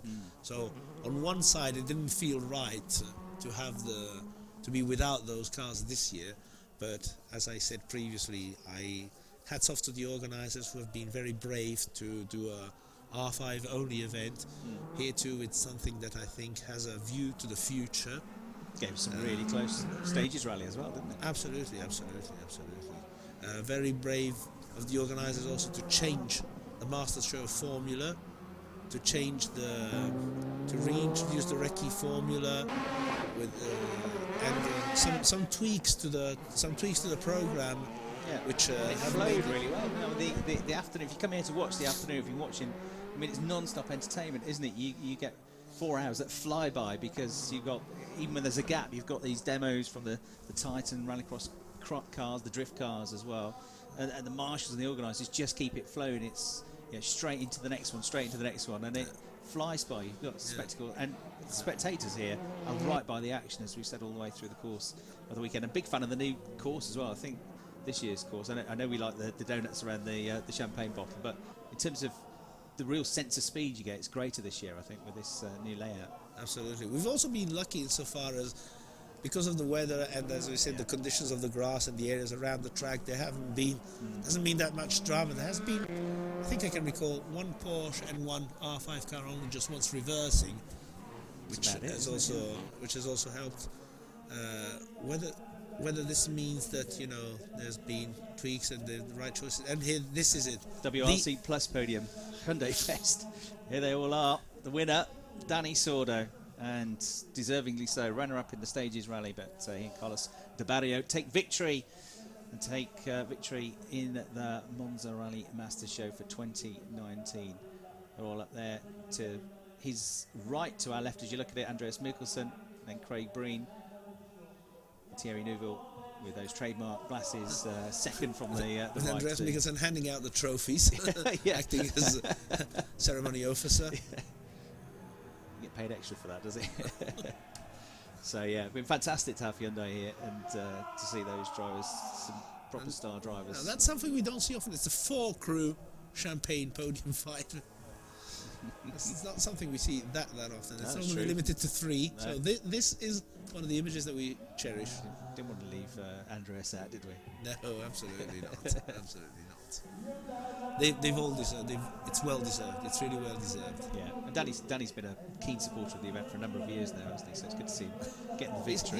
He's calling on to somebody, and I suspect, I sort of suspect that we might see Andrea Damo. Is he possibly pretending he can't get the champagne open until the unwitting victim arrives? Right, this is a look back then at the category, and lots of action from those 4 drivers because they all had 3 runs each, taking each other on. Then we had coming through the top 2 point scorers to the final after the head-to-heads. Dani Sordo won 2 out of his 3 qualifying heats to get through. Thierry Neuville did exactly the same thing. He lost his first, but he won heats 2 and 3, so they scored 4 points each to get through to the final, and they also, in that last run, almost exactly matched each other's times to within 100ths of a second of each other.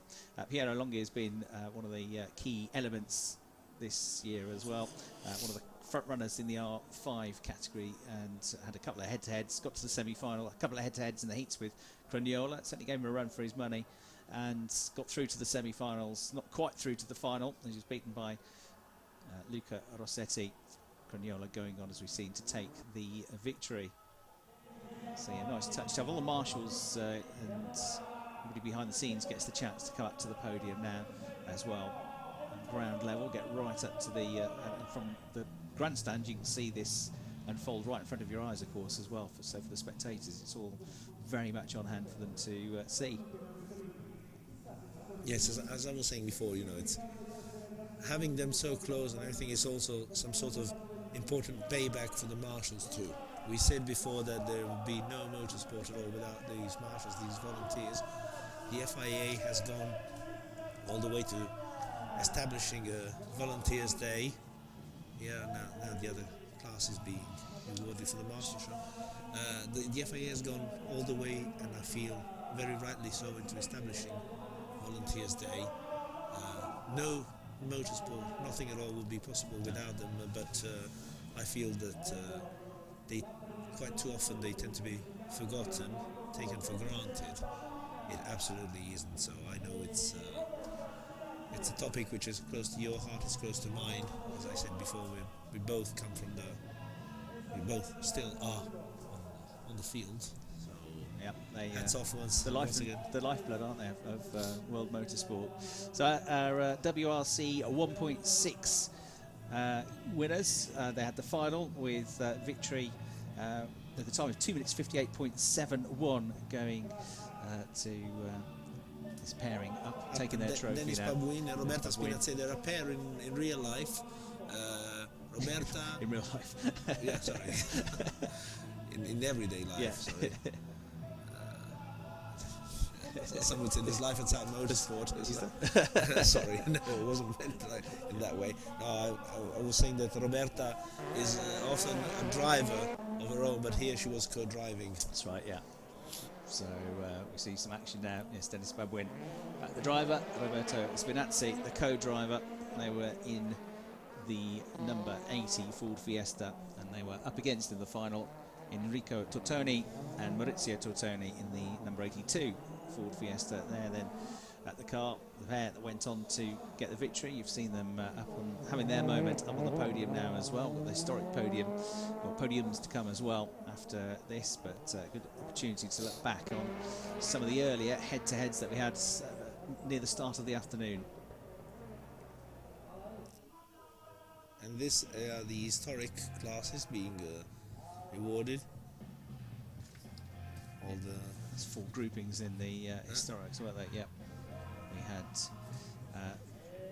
right very first competition we had actually. The start of the afternoon was the final for the Group 2 historics, Group 2, Group 3, and 2 Group 4 categories as well. Group 2 won in the 203 car by Marco Superti and Giulia Paganoni in the co-drivers seat. They beat in the final in their Porsche. They beat Matteo Musti and Fabio Frascetta to take victory in Group 2. And then a good time as well on the oldest cars out there, 3 minutes 9.90. Some of the more modern cars weren't able to match that time. Group 3 final then by a pretty handsome margin, 5.5 seconds, was won by Alex Caffey, former Grand Prix racer. So Michele Caffey and the co-drivers seat in their Porsche 911. So they took victory in Group 3, and then a little bit later on in the programme we had the two Group 4 categories. This is the Lopresti versus Caffey Group 3 prize giving. Alex Caffey, co-driven by his son Michele. Alex Caffey, as we said previously, former Formula 1 driver, now runs the Alex Caffey Motorsport team in the European NASCAR and the Squadra Corsa Angelo Caffey, with a lot of drivers in their belt. Michele Caffey has, I saw him act as a spotter for one of his dad's drivers 2 years ago when Franciacorta, the Italian round, when we used to have the Italian round of the European NASCAR series. Beniamino Lopresti, one of the organisers of the Milan Rally Show. He's keeping the champagne. He's not spraying that. Somebody's Christmas present, that is. So in the 203 car, it's Marco Superti who won his Group 2 final up against Matteo Musti.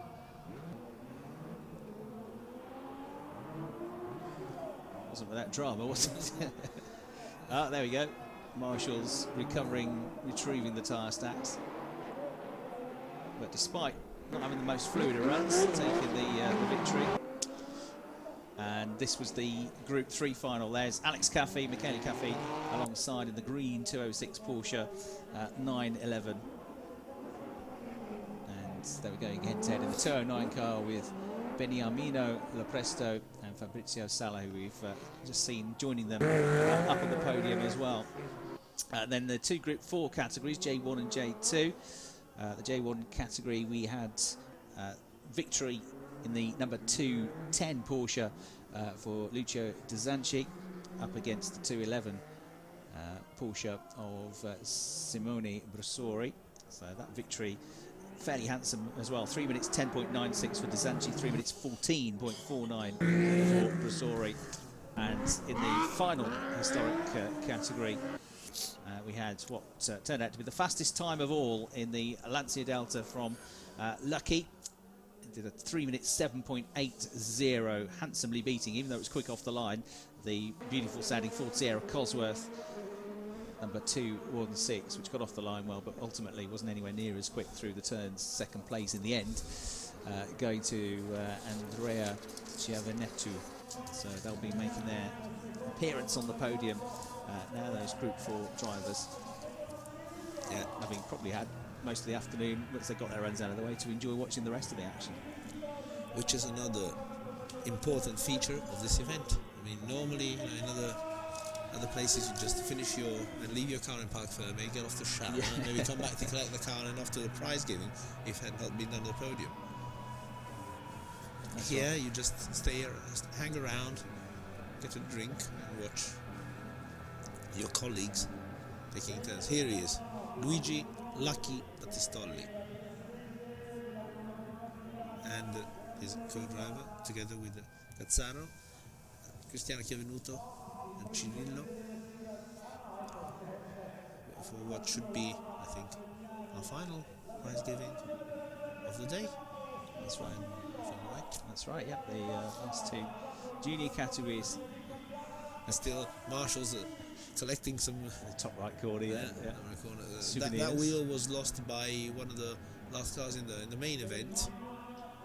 See, some people had time to shower and get back to normal clothes. Some people just kept their overalls and stayed there. And you get the sponsors on the podium, haven't you? On the race suits. Don't forget that. Absolutely. Absolutely. So yeah, well done to Lucky. Really, again, somebody that's supported this event for quite a number of years now.